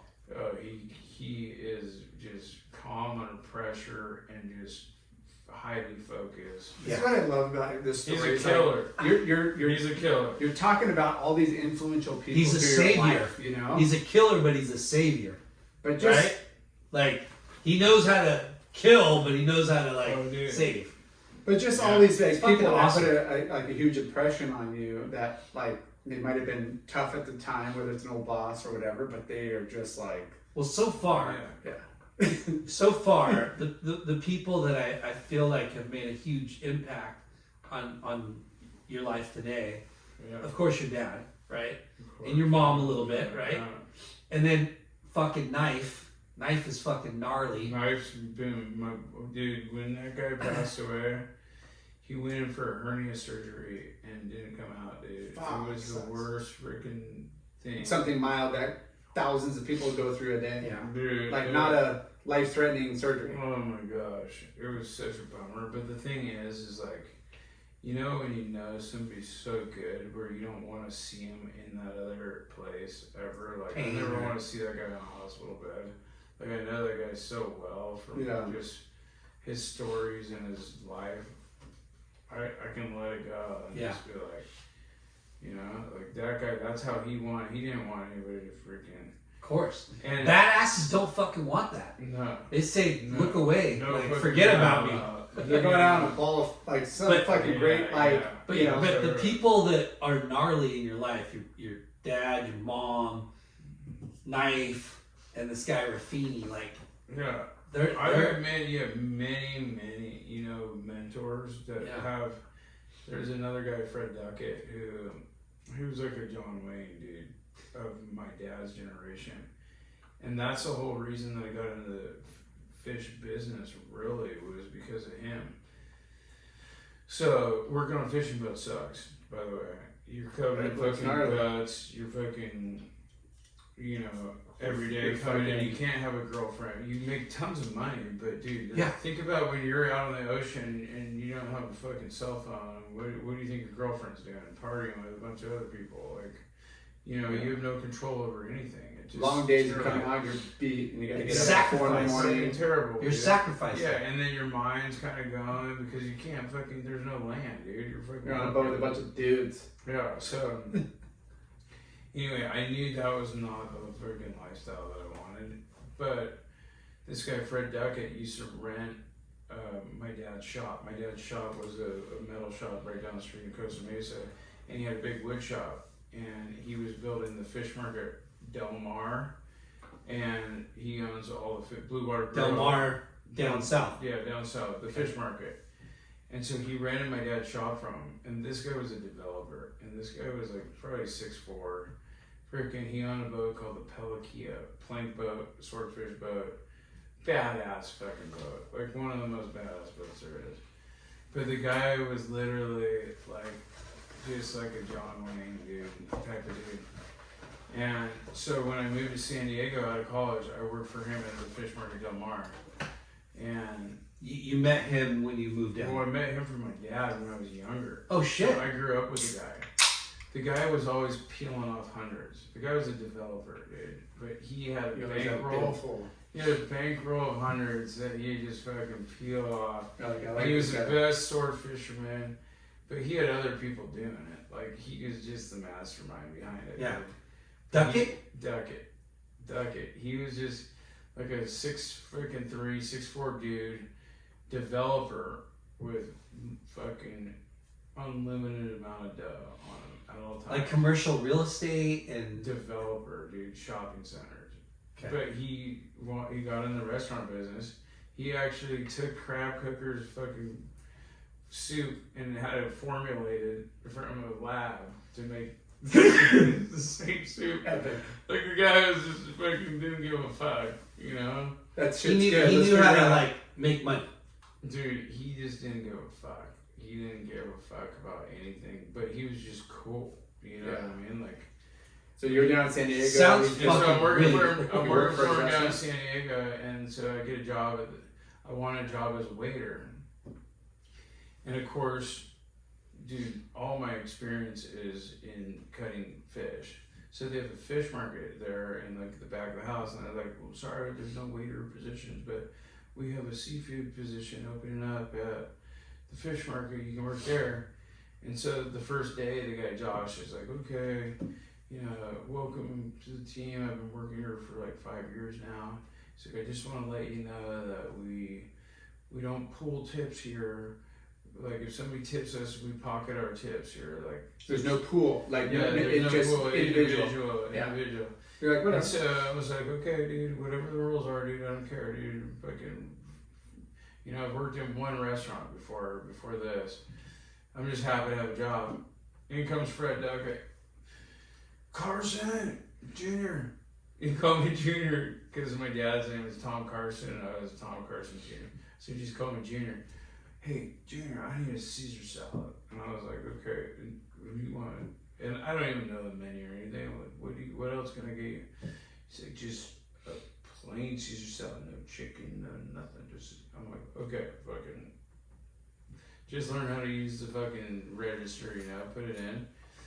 What restaurant were you at? Like a fish market Del Mar. Okay. And he would just hand me $100.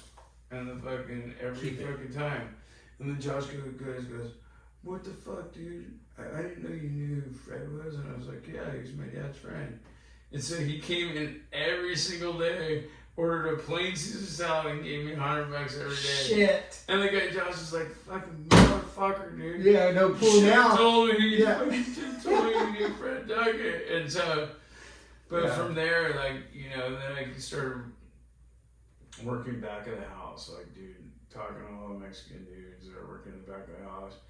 Then I just started Bible, dude, because I was like, you know what, dude, I'm learning so much right now. I'm like, I had this freaking gold leaf Bible, like, that my mom gave me that was just for notes. And I just started taking notes down and just freaking everything that, like, How smart. recipes, fucking. And Because Yeah, you're you're interested on how everything yeah, works. You're I'm in like, college, freaking- right? Yeah, I'm in college now. And I was Going like, to be a architect.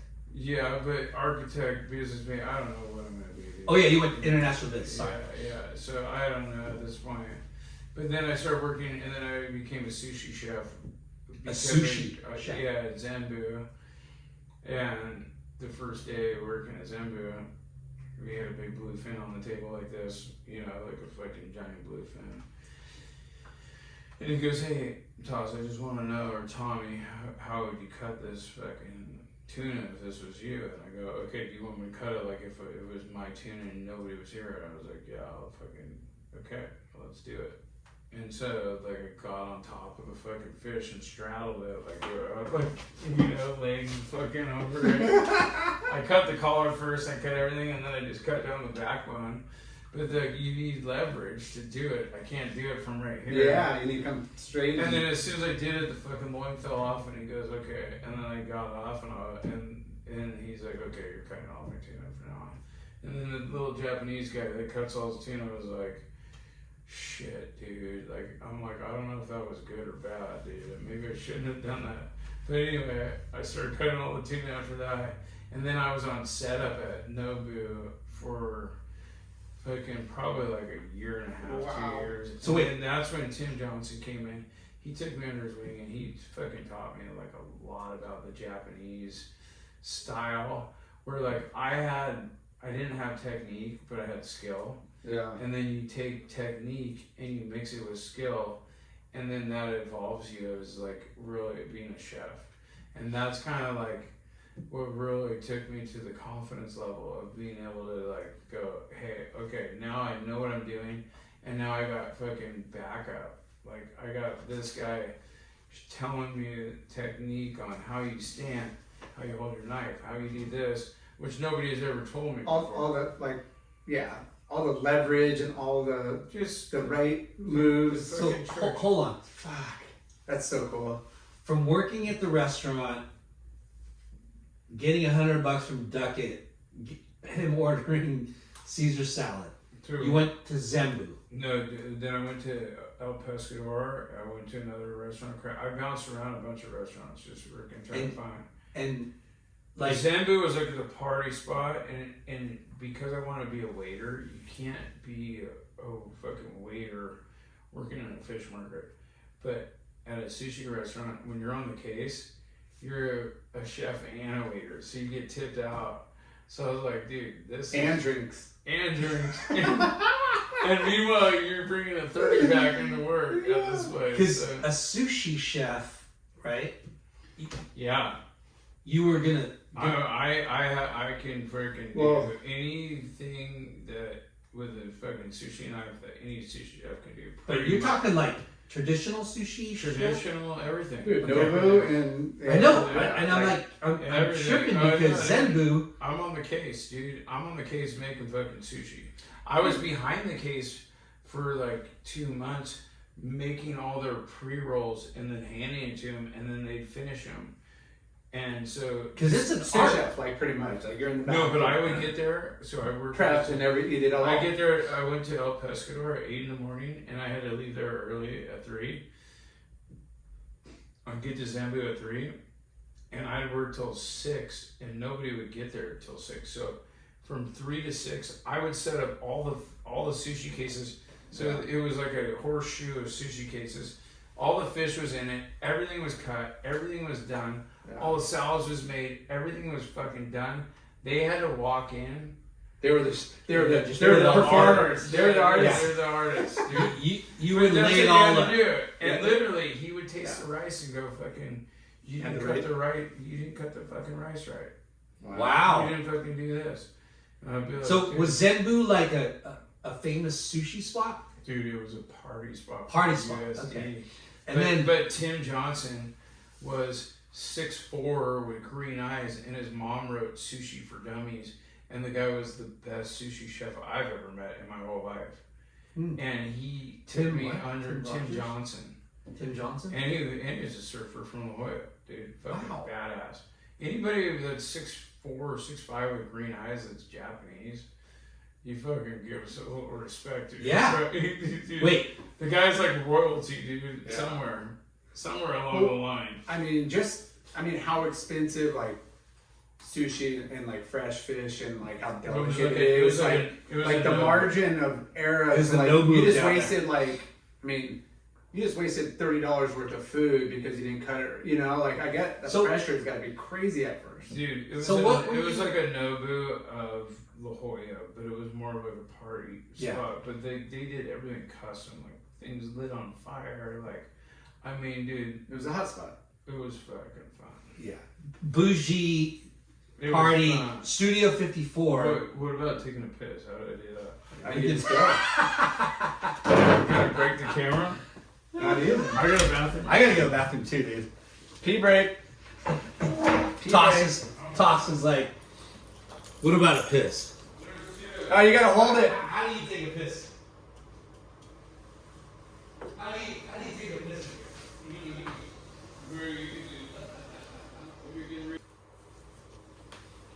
So from Zenbu is kind of like, I'm trying to think of the right word, but Zenbu was kind of like a spot where you are like grounded, where you learn technique, you learn everything, you learn all like the ropes. Yeah.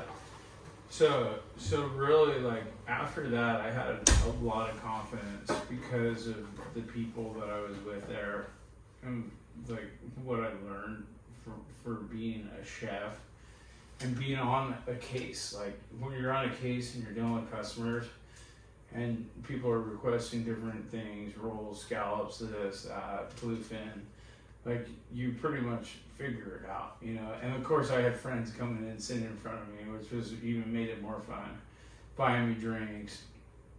But it was a fun place to work, bottom line. It was, Were you making good money? we were making good money. We were making crazy. More money than working on a boat? We were walking with $500 a night, like, easily. And so, Did you know that? well, I mean, the head guys were making way more money, you know. So I was still like what you would call a pinhead, like on a boat. A pinhead on a boat is the deckhand, you know. Yeah.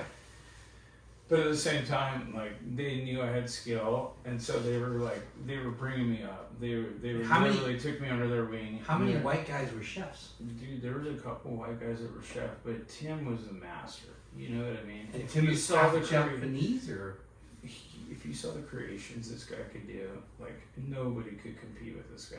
He was incredible. I mean, did just he own the restaurant? Or No, he didn't. Matt Reimel owned the restaurant, so Reimel's was the one.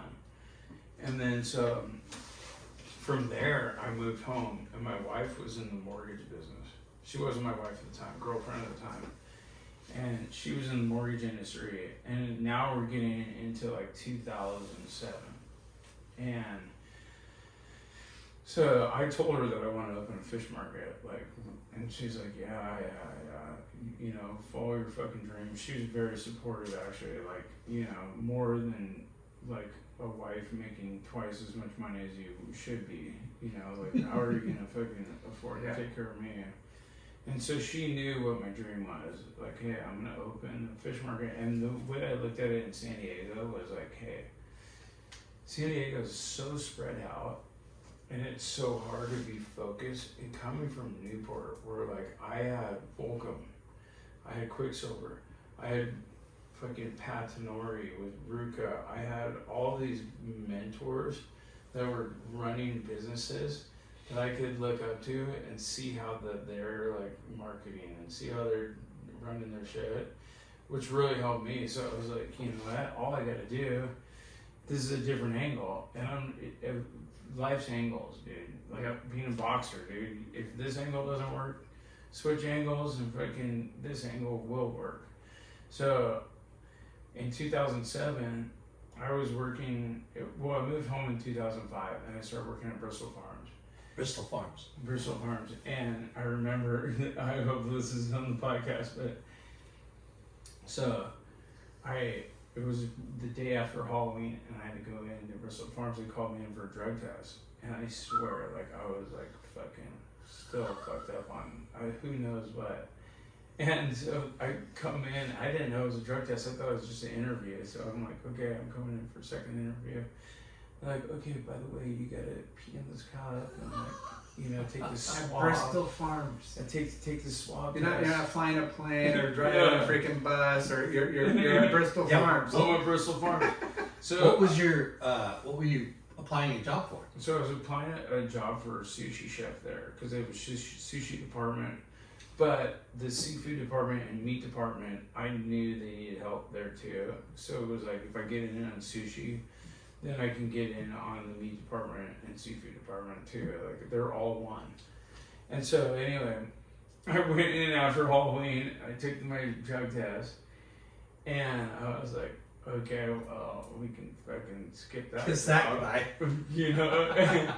And they literally called me freaking a week later, and they're like, okay, everything's clear. Like, and I was like, are you fucking kidding me? What are you testing for? Like, what the fuck? Are you kidding me? Like, and so they're like, you're hired, you know? And so I started working at Bristol Farms. So I worked there for 2 years. So 2005 to 2007, I was running everything. I was running the meat department, the seafood department, and the sushi department. I could do everything. I could freaking trim meat. I could freaking fillet fish. Bristol Farms. On Avocado in Newport. Okay. And so I was there. So why was that? Why did you want to work there? So the reason why I wanted to work there was because I've already done the restaurant industry, and I was like, I want to see how these grocery stores operate, because I want to open a fish market. I want to see like what the grocery store does. Let's see what this fucking business is all about, you know? Was it a good career, well, like money, or? Well, the money. Learning. No, I made $7 an hour. $7 fucking dollars an hour. My wife is working in the mortgage and commercial, not residential, commercial, making fucking a killing. And I'm bringing home $7 an hour. Like, but your plan was, you already had the plan of opening a fish market. I had the plan. Okay. And you were going to go to school again at Bristol Farms. Well, I just wanted to go check it out. Yeah. And so what I learned there was how much a grocery store really wastes. The amount of shit that sits on the shelf and the amount of waste that goes on in a grocery store is disgusting, by the way. Yeah. It is absolutely disgusting. And to me, like, that was like the ultimate, like, I need to freaking open an efficient, like, fish market where people can go get fresh fish without all this waste and all this other bullshit tied to it, like a little local community fish market. So anyway, I worked there until 2007, and then I put in my 2 weeks because they were giving me a raise. But I wasn't the best employee. I didn't get there on time every fucking day, like, you know, like they want. And so anyway, I told them, I'm like, I'm putting in my 2 weeks. And they're like, okay, well, we really want you to go to corporate, like, and work in the commissary kitchen at corporate. And I was like, well, I already put in my 2 weeks, like, I'm fucking out of here. And they're like, no, but we'll give you a raise, and then you'll be on salary, and you can commute up to, and I'm like, commute? Like, they wanted me to commute on the freeway up to Cherry Street. Like, Cherry is fucking far away. Like, Long Beach? Yeah, that's past Bellflower, dude. Like, I'm like, I'm not fucking driving on the freeway. No fucking way. So then... Long Beach. Yeah. So then I was like, you know He's what? never been a rep. I'm starting fucking Bear Flag. That's it. So You already had the name, everything already. Well, so Bear Flag. This is like where Bear Flag came from. So my dad tried to buy a tugboat in San Francisco before he built Bear Flag, and it was called Bear Flag. And so the tugboat captain was like, "Okay, I'll sell it to you, but I gotta cut the boat in half, and then I'm gonna weld it back together, and then you can have it." And my dad's like, "I'm not gonna buy a boat that's been cut in half and welded back together." But the reason they do that is for competition, so you can't be a tugboat, because if you have a tugboat that's been cut in half, you can't tow. Like, Wow. so my dad was like, "Okay, well, you know what? I'm not gonna buy your boat, but tell me what's behind the name Bear Flag." And so the guy's like, "Well, you know, it wasn't my boat. It was my father-in-law's boat, and he told me that he named it after the book Cannery Row."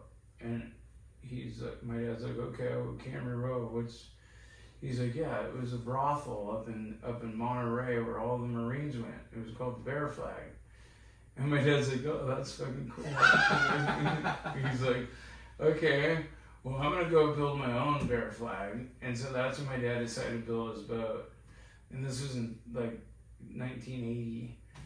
And so he named it Bear Flag. And so I grew up on a boat called Bear Flag, and I never really knew the name behind it. It was always like the Bear Flag Revolution, like behind like, you know, the California Mexican War and all this stuff, because we had books like that on the boat.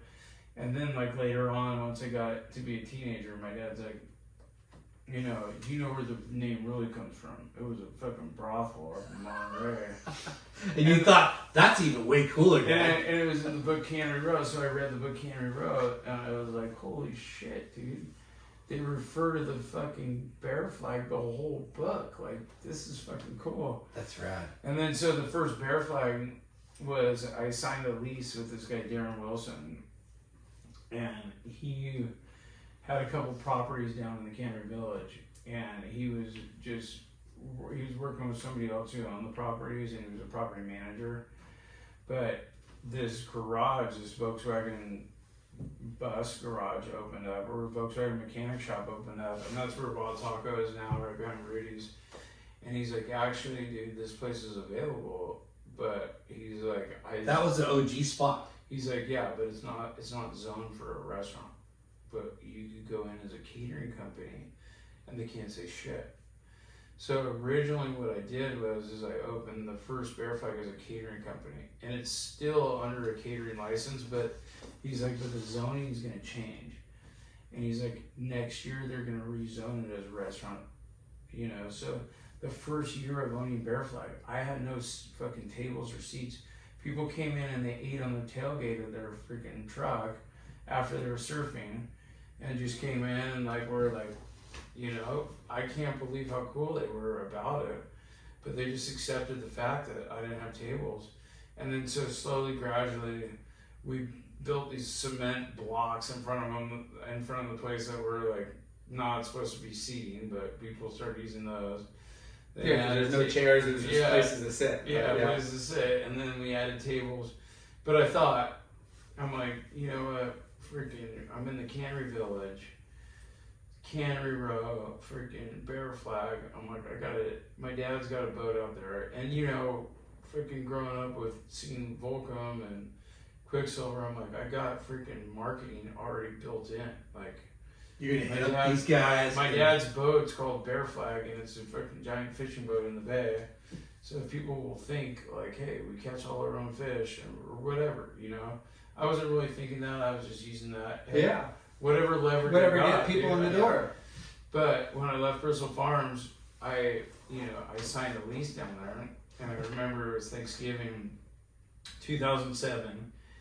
And my sister is a freaking shark, dude. She, you know, valedictorian, USC, Anderson Business School, top executive at Toyota, like fucking like you don't cross her fucking, you know, do not even try to get in an argument with her. Like So she's a shrewd businesswoman. Yeah, and so I pitched the idea of Thanksgiving because I thought Thanksgiving, like, nobody can shut me down at Thanksgiving. Like, hey, I'm fucking opening this fish market. And my sister, the first thing she said is, you know what? The mom and pop shops are out.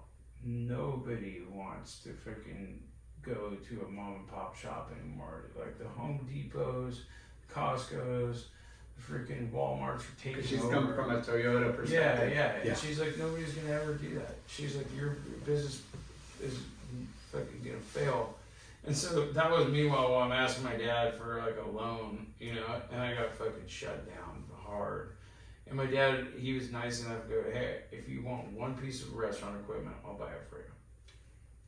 Pick one piece and I'll buy it for you. Because I can depreciate it through my company. You know what I mean?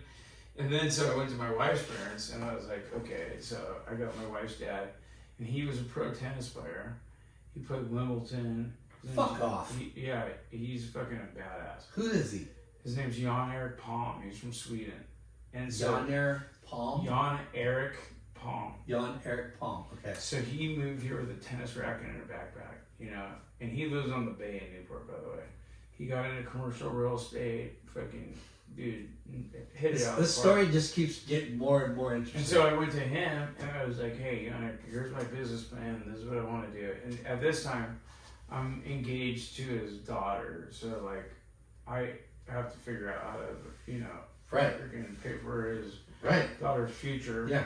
And I tell him my business plan, and he goes, Thos, you know what? I think it's a really good idea, but if I were you, I would get into commercial real estate. Like, and just fucking shut me down right away. And I was like, okay, fucking plan B, fail. So my wife's in the mortgage industry, and I was like, hey, honey, I got shut down, dude. I got fucking nothing. Like, literally zip zero. Your dad told me to get into commercial real estate. My dad told me to fuck off. And she's like, we just bought a house together. And so luckily we pitched in some money together and had bought a house. And we had like $100,000 that we put down on a house. And she's like, well, I can get $50,000. And so the first bear flag, she ran through the fucking mortgage right before the freaking whole thing crashed. 2008. 2008 was when it crashed. We got freaking funded in 2007, 2008, like on the border, and we got $50,000. And so the landlord, which is nothing. Nothing. It was freaking nothing. The restaurant I'm building right now is costing $1.8 million at Crystal Cove for a remodel on a restaurant. So it was like, but you know what? It got the foot in the door, you know what I mean? And when you're passionate, and here's the thing, and this is like the moral of the whole story, is when you are that good at something, just like freaking anybody knows that they're good at something, you know you're not gonna fail.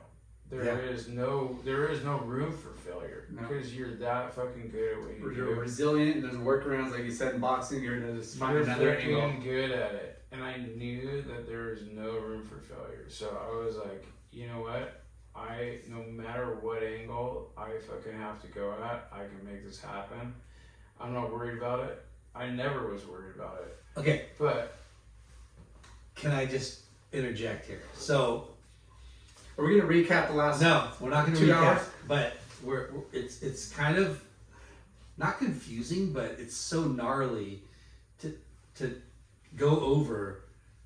Like, think about, okay, he fucking went to school to become an architect, and then he became international business.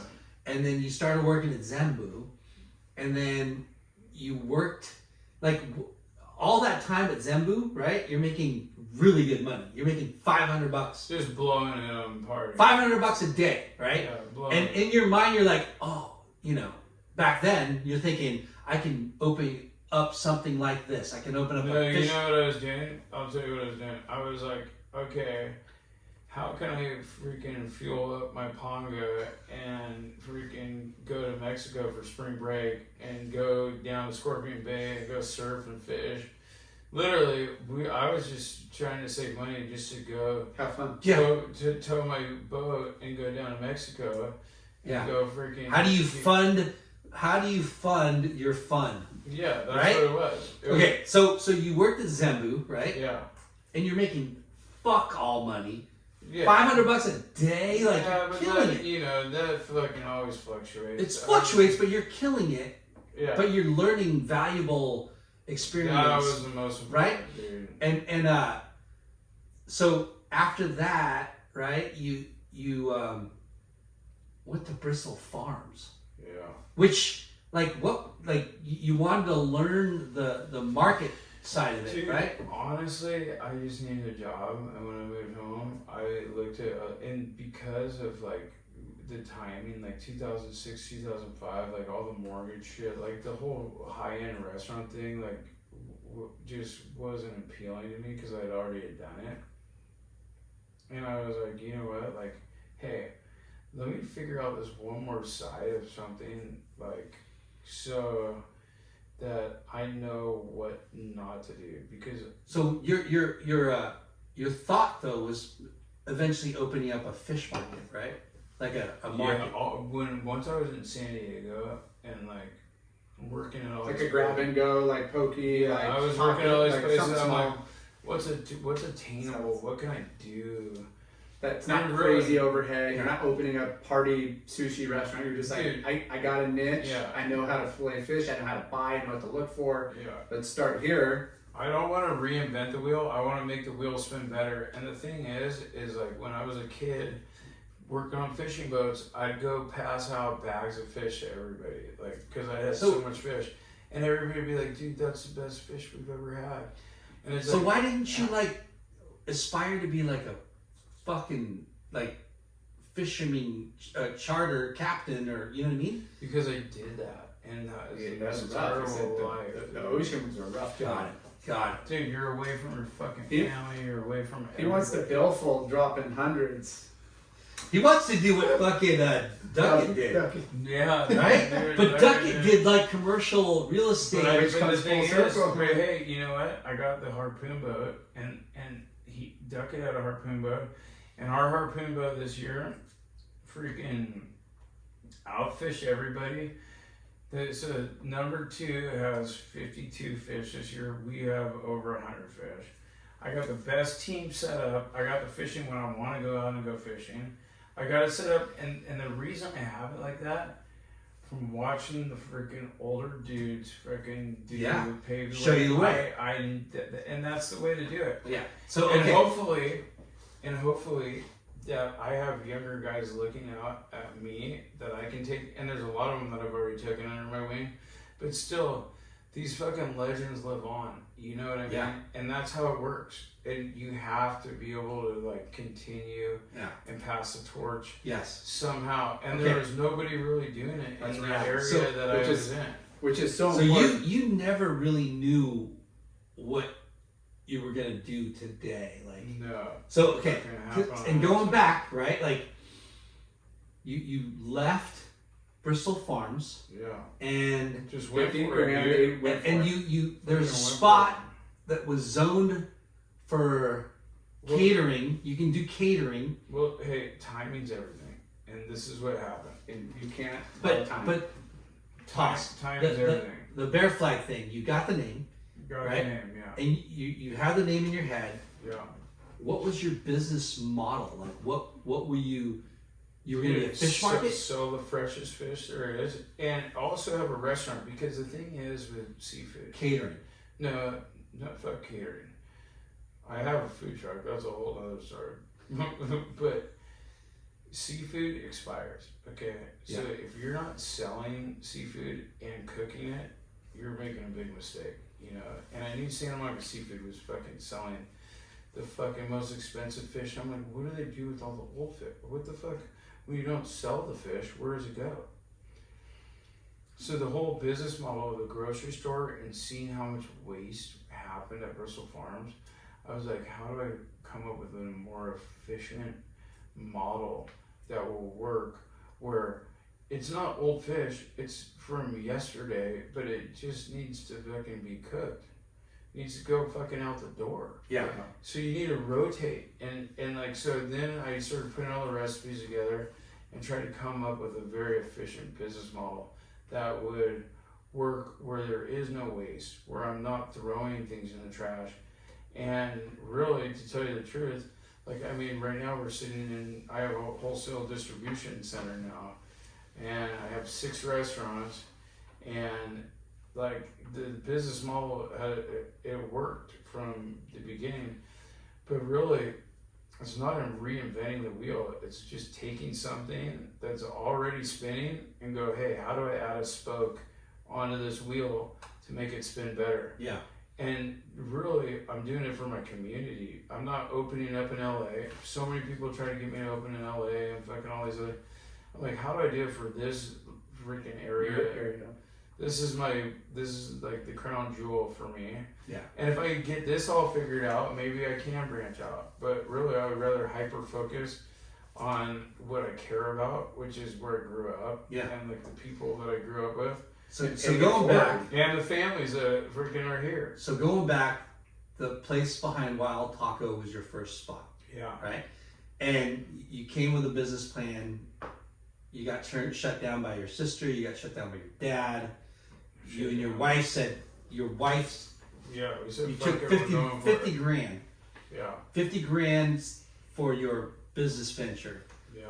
And what did you do? Like we signed a lease right there. We converted it. The landlord kicked in like $30,000 or $40,000 on a remodel. And dude, I mean, if you saw the place, it was the simplest. Simple. Yeah. It was the simplest. I remember. Ever. Yeah. Yeah. Yeah, but we outgrew it quick. What piece of equipment did you have your dad buy? Big fridge? Fish case.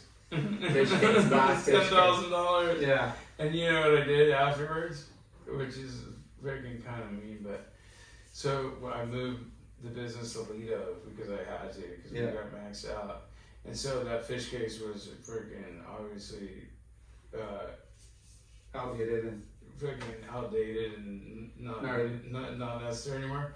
So I put it up at his shop, and I freaking parked it right at his shop. And I'm like, you're the one that said that you wanted to depreciate it. Here it is, Dad. And it sat there for about 2 years, and I had to get a tow truck to get it out of there. And go, okay, I'll get it out of there. I'm like, I just want to make sure you depreciate it all the way. So did you come out of the gate swinging, and it was a successful business, or like tell us about? What I did, because it's like dude, you know, I did the Volca model, dude. I got a fucking patch made, and I put it on a hat, and I fucking started passing it out to people, just like fucking Volcom did. And I started guerrilla marketing, and I had fresh fish, and I had a bunch of friends in the local community that helped, and I'm trying to do healthy food, you know, where like literally we cook all our fish in coconut oil or olive oil, like, so what we're trying to do is just bring back instead of like all the kids going to freaking Carl's Jr. and getting chicken stars after they serve, like come over and get freaking fresh fish that we just pulled out of the ocean, and maybe that will inspire you to, like, you know, go on and freaking become a water polo champion or something else. Yeah. You know, Navy SEAL, whatever it is. Yeah. Okay. But So supply local fresh fish to my community is the goal. So that location, first location, and you moved to the Lido Isle. Yeah. And so everybody told me I was an idiot for doing that. Everybody fucking, every single person I talked to. But, why? Because it's hard to move and still hold that. Well, yeah, exactly. But it's like across the street, isn't it? Oh no, it's kind of far. Dude, it was far. Yeah. And it was a ghost town. There was no Lido Village. There was no Lido Hotel. There was no West Marine.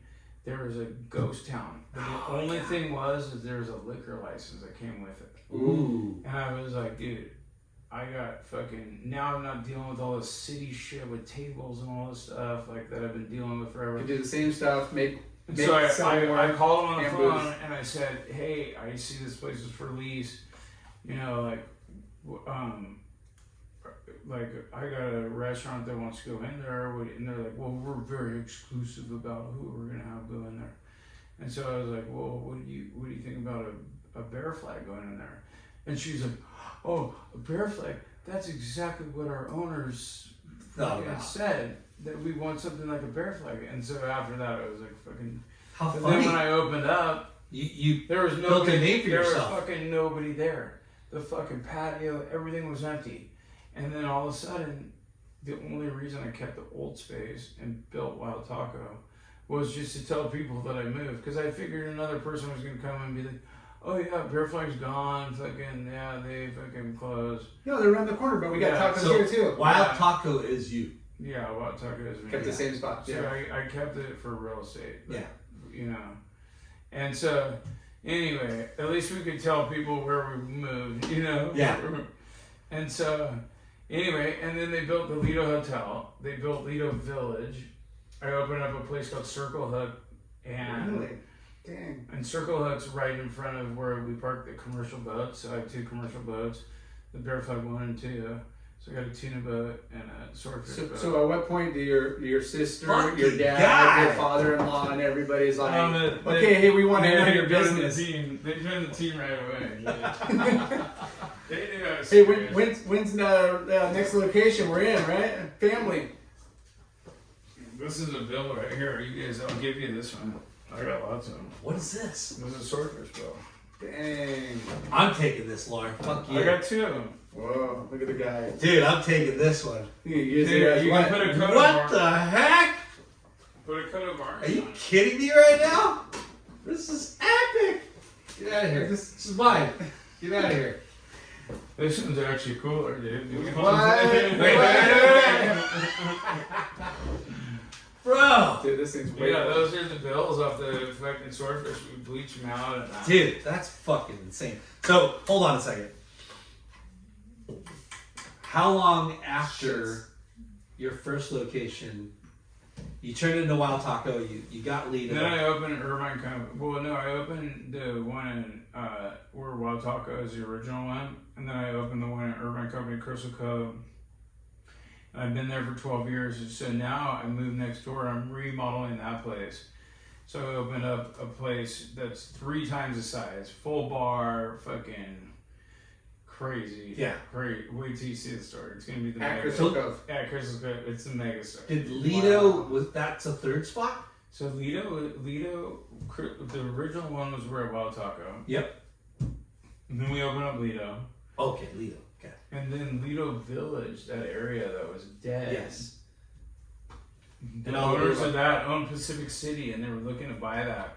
And when I moved in there, they were like, dude, because fucking Bear Flag just moved here, we're gonna buy that center. They're like, I'm telling you. that You helped you're- them make that decision. Yeah, they're like, Yeah. dude, I can see the foot traffic, dude. We're gonna buy this place, and Yeah. I want you to open up a spot in here. And I was like, okay, I'll do it, but I want a fucking dog slip in front of it to do it. So then that's when I got the dog slip, and that's when the freaking boats came in. So now we have 2 commercial Okay. boats. Fuck. Yeah. You finagled that It's deal? fucking yeah. Not finagle, but finagle because you Yes, brought finagle. Well, You Circle Hook He is brought freaking great. business. Circle Hook is freaking. That was a And what is Yeah. Circle Hook? What is So that? Circle Hook is like an oyster bar / like freaking little hangout on the water. And that's yours too. Yeah.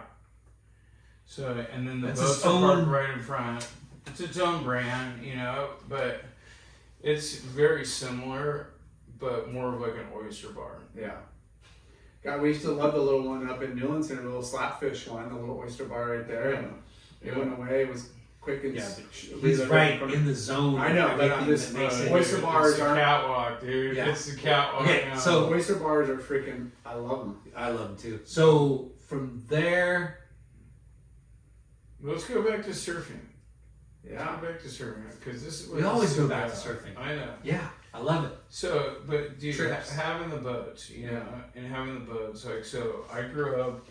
I don't know if you know Joey Marshall. Yes. So Joey Marshall's a good friend of mine. Yeah. And he's freaking a badass. Well, he's got a brother. Willie Marshall. Willie Marshall, yeah. Willie. So Willie is Bliss and Yeah. No, Joey's Bliss, Willie's Volcom. Willie's Vulcan. Who moved to Australia?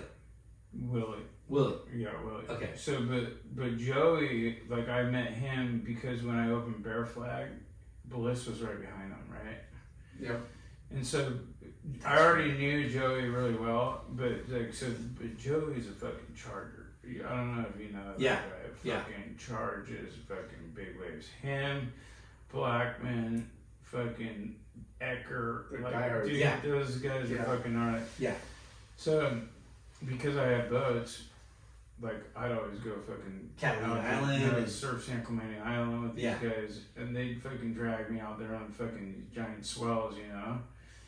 And so Joey, just to fucking say it, that guy is not scared of any fucking waves there is. So like, you know, we'd be on the backside of San Clemente, it'd be 20 foot, and I'd be in the shoulder. You know, my pond was covered in foam, by the way, because fucking, like, literally the backwash is, like, covering the rail. So people will drive by, they don't even see the boat, like, that we're there. And so we're just sitting there cooking burgers, waiting for the swell, fucking wait for it in the right time.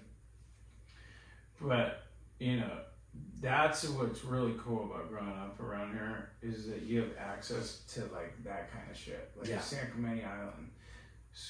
I don't know if I should say Skunk Point, like freaking Channel Islands, like that kind of stuff, Marmettos, like, you know, and that's the coolest thing, and that's really like what like my lifestyle was designed around, like being able to.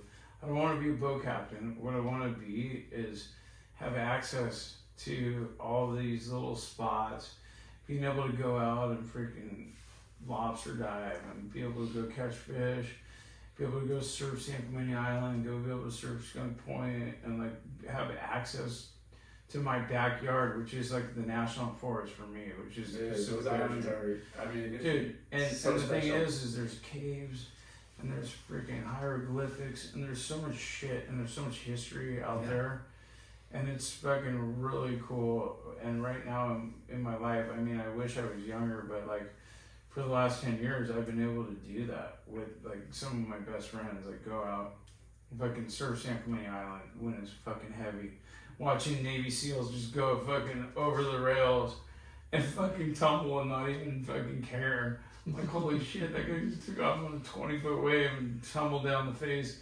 It didn't even phase him. comes out of the sight. You know? But, like, you know, those are like Kurt Blackman, dude. The guy influences me, dude. I saw that guy fucking get 7 in and outs on one wave fucking out of the Channel Islands. You know what I mean? Like, Yeah. this guy AJ fucking charges too. Like, but that's the cool thing about living where we live, having our backyard and having like, hey, during the pandemic, everybody bought a wetsuit, everybody surfs. You go to fucking Blackies, you can't even fucking paddle out. Yeah. And like being able to have the fucking access now and be able to get out there and like be more in the wild. It's like freaking if you lived in Colorado, yeah, you got your little ski lift right here, but guess what? I got backcountry, dude, and doing cool shit. And that's what I Which is feel a whole like. other world. And those That's that like haven't a world exposed it that I don't want even to. know. That's the world I want to live in. Yeah. And that's the whole idea: is set up that and like, you know, obviously, fucking have a solid crew as friends that you can trust, that will fucking pull you up if you get down, dude, or Right. whatever.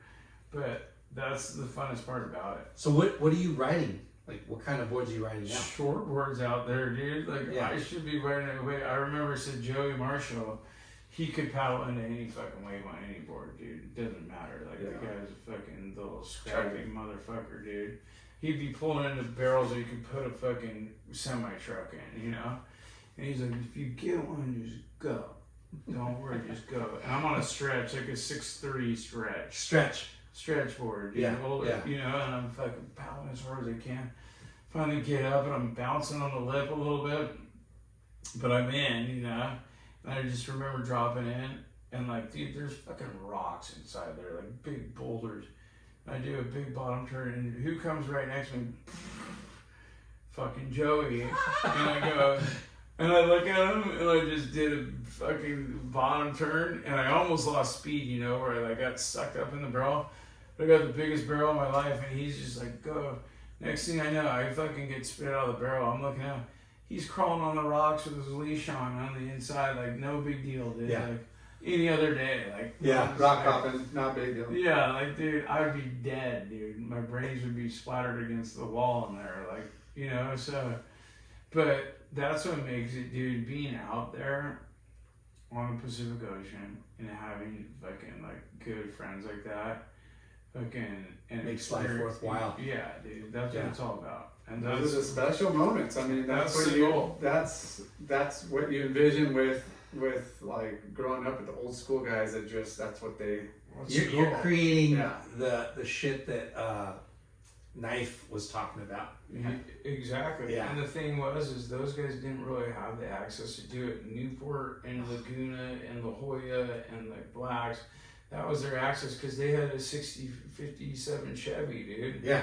You know, and now we got freaking boats and we got this, so now we can track storms, we can do whatever. And that's what makes it freaking like, it's like a game of battleship with fishing and surfing. Like you're playing the wind, you're playing the tide, you're playing the moon, you're playing everything. Everything is a factor when you're dealing with it. And it's expensive. Yeah, it's expensive, but it's worth it. It's worth it. So now your empire is Crystal Cove. Is that So we have 3 bear flags. Okay. We have Lido, Crystal Cove, and Huntington. And then we have 2 Wild Tacos, Laguna and Newport, the original bear flag spot. Where's the one in Laguna? It's right on the corner of Forest and Coast Highway. Okay. So Awesome. I Then opened didn't you say hang out of that? it used to be the old Johnny Rockets. Oh. The old Johnny Rockets. Okay. It's not the little shrimp, dude. That's what he's getting at right there. Little, I never even heard of it. Yeah. Boom, boom, room. Yeah. Boom. I never even heard of it. So And then we have Circle Hook that's down in Lido Village. That's Yeah. our little oyster Awesome. spot. So right now, because of the pandemic, we're focusing. I'm rebuilding this restaurant right now, and it's gonna be amazing. But The Crystal Cove. dude, Yeah. it is so crazy how much it's gonna cost. dude, But that's a very affluent area with great traffic. Yeah. You got Masters. Dude, we you have got Javier's, you got Masters. We have a built-in clientele. Yeah, you have people that just don't. They just want to come down the hill and straight there, and then head back up.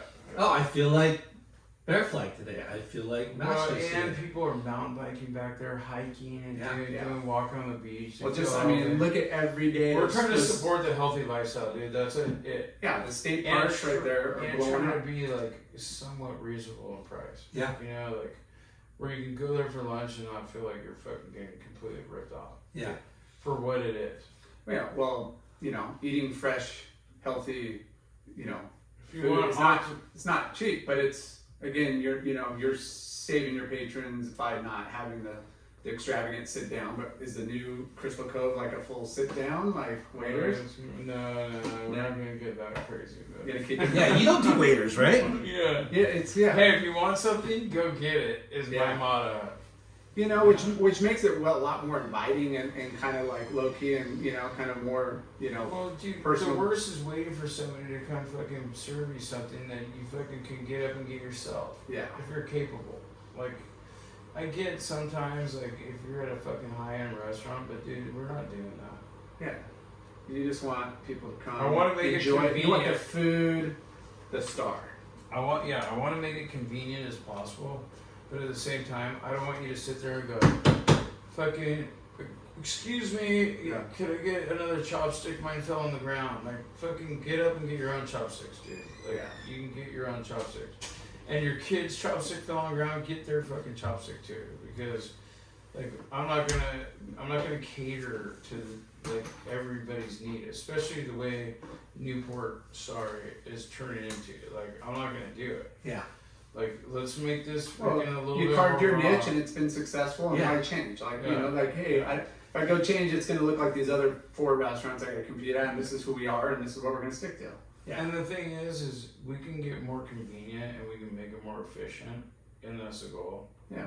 Make it more efficient, where it's more inviting and easy for the customer, but at the same time, freaking Wahoo's, they freaking had their motto, and that worked forever. Yeah. So we're gonna stick to our motto, you know.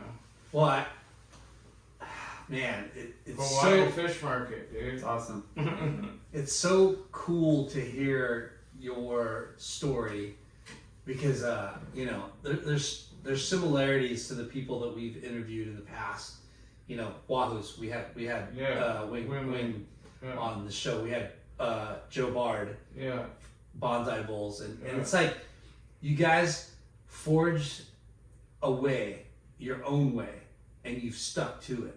You know, like, and you hear Your brand is criticism, you hear like advice, and you know, some of it you take, and then some of it you're like, no, like that's not the way I want to do it. Yeah. I'm gonna do it this way because Yeah. that's what works. If you're good at what you do, you don't really have to take outside judgment. Yeah. You know what I mean? You think Kelly Slater takes outside judgment from anybody? No, he does not. I doubt it, because he fucking knows what he's doing, and I'm sure he's a step ahead of whatever the fucking next thing is. Yeah. So, Yeah. you know, it's like, you gotta be confident, and you gotta know what you're doing. Yeah. And once you have that, then it's gold. Then you gotta be able to micromanage and Yeah. take people under your wing and actually teach other people how to do it. And that's Well, the hard you know, part. more you have, the more you need, you know, better supporting crew and Yeah. people, you know, to help. So you kind of mentioned we're in your like Wholesale distribution. yeah, and you're distributing to Other restaurants and Fish. our own restaurants. We distribute to all our restaurants. sick. If you guys want to do a quick tour, you can. Say again? If you want to do a quick tour, you can. I think maybe everybody went home, but They're probably all Yeah. home, but yeah, I mean that's yeah, I mean, amazing that- we'll have freaking.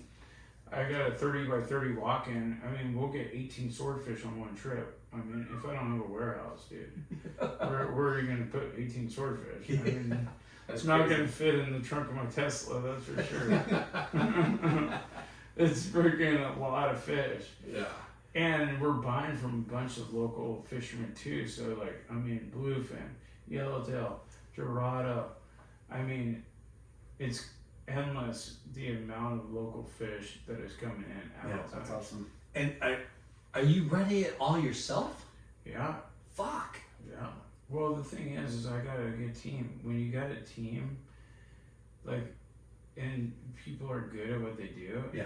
it's a team. It's like, dude, you know, like, what if you're not the star soccer player on the team just because you score all the goals doesn't mean that you don't have people assisting you all day long. Like, Yeah, absolutely. literally, there is a huge team behind this, That's awesome. which behind HR, and it has to turn into that. And I've grown it into that. I've had to. You get a target on your back as you grow, you know. And Well, yeah. All of a sudden, you're like, I need backup. One of the things that we want to promote with not just surf shops and all the people that we interview is like you've created livelihoods for hundreds of people, Oh yeah. you know? And they've gone on to be architects, engineers. It's a stepping stone to get to where they want to go in their life. And that's all and I tell them that all the time. I go, I know this is not your career. I know you're here for a short time. But you know what? If you keep them as family, they come back in 5 years and be like, yeah, I started a family, I'm married, I'm an architect, I'm this, I'm that. If you ever need any interior design, I'm an interior designer. If you ever need this. So you really Yeah, create a yeah. family. For sure. And that's how you got to keep the vibe. If you don't do that and you treat people like they're just fucking everyday labor fucking workers, that is not the point of having community. Yeah, they're not just a number, they're part of the family. And they How know. many people do you employ, Thos? So before the pandemic, it was like 300, and so we're at like I think like 220 right now. Dang. But we need more. Yeah. Hard to find good labor. Well, you have. we got such a good team that I'm not worried about it. Like we have a really good team, but it's just filling in the blanks is really hard, you know. Yeah. Wild. Would you ever thought like from 2007 to 2022 you'd be like you'd have 300 plus employees at one Dude, point? it's a Couple honestly bows. like it's a really fucking amazing, you know, Cinderella story that you worked hard to build. Yeah. But it's so cool because like you're a surfer for the for one, and well, that's where the soul comes from. Yeah. You know what I mean? And that's what people don't realize is freaking. That's where it all starts, dude. Is having the fucking soul, and having that vibe is something that you're not born with. You freaking maybe some people are born with it, but you learn it from growing up in like a beach environment, where from learning from older people, and they embed that in you. Yeah. And it's important, dude. Soul is everything. Yeah, and I think the coastal community is like definitely feels like it's got a lot more soul than other areas. You know, like it's just definitely like people live here because whether they're surfers or not, like obviously it's beautiful and expensive, but like I think it draws out a lot of like history 100%. and that coastal 100%. vibe is something where they sell it everywhere where there is no coast. Like Well, they sell our lifestyle everywhere around the world. What boards are you riding right now? So, Raw Machada, freaking, what is it called? Seaside. Nice. Seaside. I mean, it depends. Kelly Slater, KSR, wave pool. Yeah. You like going there? Yeah, I've been there a couple times. So sick. We've been there a couple times too. So sick. Dude. Yeah. But I got a couple of Russells, single fins that are fun just to get out Nice. there. Like, so my daughter's 12, and so I got her a little Russell too. So, Sweet. like, I'll surf the little fun board Russell, you know. But I like riding more fish style boards. Yeah. Like for right Go now fast. Yeah. in Fun. my life. So the Seaside's freaking awesome, you know. What is it, like a 5'8"? Yeah. I ride a couple different boards. They're all Yeah. kind of the same shape but different. Yeah. I ride fishes. I have a spark plug from Tim Stamps. I haven't I tried have that. a Zip Xanadu from Xanadu. Yeah. I got a couple like normal, almost shortboard, high Gotta have a lot performance of boards. JS, Oh, yeah, JS Industries. yeah. What are they gonna hit the crypto? I'm sorry, dude. I know a lot of people. No, dude. Who But cares? that fucking when you spring off the bottom turn on one of those Hypto cryptos, Yeah. you just can't have any chop with those things. But those boards are so freaking fast. And if you set Everybody was riding them and if for you set fucking the- a long if time. you set the fins up, like the bats, like and all that, like like with the stretch boards and all that were super fun. But like the Hypto crypto, once I started like, because it's just like a little almond shape, like. Yeah. But the thing It's is, this works you for do everybody. 2+1, like yeah, Two big for fins and epoxy, yeah. dude. But That's like the best. but with the small trail fin, dude. Yeah. I like the smaller fin Yeah, in the same back, here. where you can freaking release Yeah. and like. It's like riding the fastest shortboard, but you're on a fish. Yeah, but you get up on your feet so like it's just like because of epoxy, you paddle in and it's just like dude. I mean, at this age, you just want to go fast, and then the faster you go, the better the boards work anyway. So it's When like was the that's first time you surfed the surf ranch? I surfed it. When was this? Like, I think it was 2 years when there was the fire there. I don't know if you remember, but No. like you could document it. It was in the fire. I think it was 2 years ago. And I went with a bunch of real estate guys. And my roommate, Dave Solomon, rips at Surf Goofy Foot. He's the guy that I told you that could paddle out at South Mission Jetty. And Yeah. everybody would be like, Yeah. yeah, dude. Yeah. Fucking, what's up, Dave? How's it going? And then I would take off and get the best left of my whole life. Fucking sliding tail, and they'd be like, yeah, go home, you fucking kid. And then I just paddle right back out and just wait. And I knew what to do. Dude. Yeah. It's just fucking part of the deal. But, so anyway, he booked it at the surf ranch, but he's in real estate. He lives up in LA. and he brought all these like 50-year-old, 60-year-old real estate guys. So I'm in the fucking heat, and these guys fucking missed every wave, every which way. I got 45 waves my first time there. I couldn't believe it. I was just like, this is not poaching. This is just like. And you know what? To tell you, I didn't even like having the first wave because all the like tension of like, this is your wave, and then when you're like, oh, this guy fell. It felt like I was at 54 fucking taking off on a wave, you know what I mean? You got 40 waves on your first day. Oh, dude, it was incredible. Yeah. It was incredible. Oh my Nobody could fucking stand. And I don't know if you know the DJ Cascade, but he's fucking a very famous DJ. Him and Dead Mouse are like fucking about the same. DJ Cascade. Okay. Cascade is bigger than Dead Mouse. Okay. You know, so he was with us at it, and he was first time surfing. And dude, he was fucking ripping on this fucking lawn, and he'd never even surfed before. And he was catching waves, but dude, these other guys fucking couldn't do it. How many people? 12, 10? There was freaking very limited, dude. These guys there was Ferraris in the parking lot. Like, dude, these guys were like coming out like $600 waves are like whatever. Yeah, these guys did not give a shit, dude. Like, and I was in my Suburban going like, oh my god, I can't believe I got fucking 40. Best trip ever. It was the best trip ever. How weird is it, dude? That time I just was getting barreled because I didn't know, and then the second time I went, I wanted to start doing turns because I thought I was like, why would I do that when I could just get barreled the whole time? Like, what a fucking idiot! Like, yeah, it's so much better instead of trying to I do a couple turns, but just fucking sit there in the barrel and get fucking barreled, and then come out and do a turn and then get barreled again, like.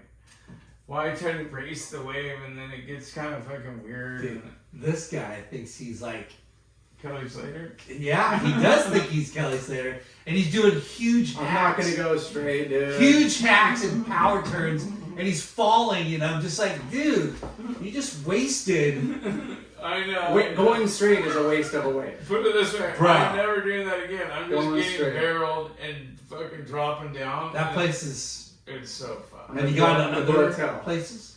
Other wave pools? I've been to Waco? Waco like Nice. 3 times. Nice. I like, I go to Tiki How in Tahiti. Mm. I don't know if you've ever heard of that spot. No. But that's one of my favorite waves. It's a good way. Go get away. Tiki How. It's a fucking right hand. There's a left here. The left's like pipeline. That's fucking gnarly. I dive over there and spearfish. I surf the right. Best of both worlds over there. Fun. It's just like It's swimming super pool. fucking fun. It is one of the best waves. If you fucking check it out, like I could send you some clips of it, dude. It is just fucking. And the best part about the whole wave is that it's a fucking keyhole of an atoll, and so the river fucking coming out because the water laps over the edges of it, so it fills up. So there's always water rushing out. So when you kick out of the wave, you don't fucking paddle in the middle, but stay on the side. It takes you all the way back out to the lineup, and then you just paddle right, and it's like a chairlift. Oh and my then you God. just paddle to the right, and you're at the peak again, and you're fucking boom. So and you good. can surf for fucking 3 hours straight, and you don't get fucking tired at all. It's a wave pool. It's a wave pool. And it is so fun. And if you get tired, you go in on the beach, there's a pond from like little like hut. Yeah. You can take pictures of your buddies and fucking drink coconuts and fucking hang The out. dream life over there. Well, we gotta wrap this up. Yeah, let's Congratulations wrap it up. Thanks, on guys. everything. I want to end with a quote I pulled off your Bear Flag site. There's nothing better than going out in nature, harvesting food with your own hands, and providing it to the people you love. Right there, Bear Flag. That's mixing business with pleasure. That is right there. Best of both I've been worlds. doing it my whole life. I love doing it. Well, I'm dude, never hey. gonna stop doing it, dude. That's it. Congrats, dude. Honestly, Thank you so like, much. that was an amazing story. Yeah. Congrats on the, Yeah. success. Sorry, it's not all surfing. Me and Lennon are gonna sword fight later. Bro! Yeah. Thank you. Hey, but if you fucking lacquer, dude, you do anything you want with them, dude. Look it up. You I'm get gonna artwork fucking- put on it, I'm gonna dude. check it out, But dude. if you fill this with a surfboard resin, Thank you, sir. Yeah, but dude. hey, thanks to Ashlyn Ashland. Thank you, Ashland. Ashland. Yeah, what Thank flavor is you. that? Mango strawberry, so good. Did I do it? Thank you, Left Coast Novelties. They make our hats for us. We also have other parting gifts here. You know Kevin Meehan. Phew. I know Kevin. Yeah. So Kevin hooks us up with Just Live. What's up, We got Kev? some Yeah, CBD. Kevin. You know Strider Wazalewski. Strider's my boy. Strider's your boy. You probably served that Tahiti place with them. I wish I did. Some shea I've sunscreen. served Tabaroo with him though. I'm sure you have. He is a fucking badass. I actually saw tears come out of his eyes there. Oh, really? Yeah. Saw tears Okay. come out of his eyes? Yeah. I That's think it. was Because it drowned. was huge? Yeah.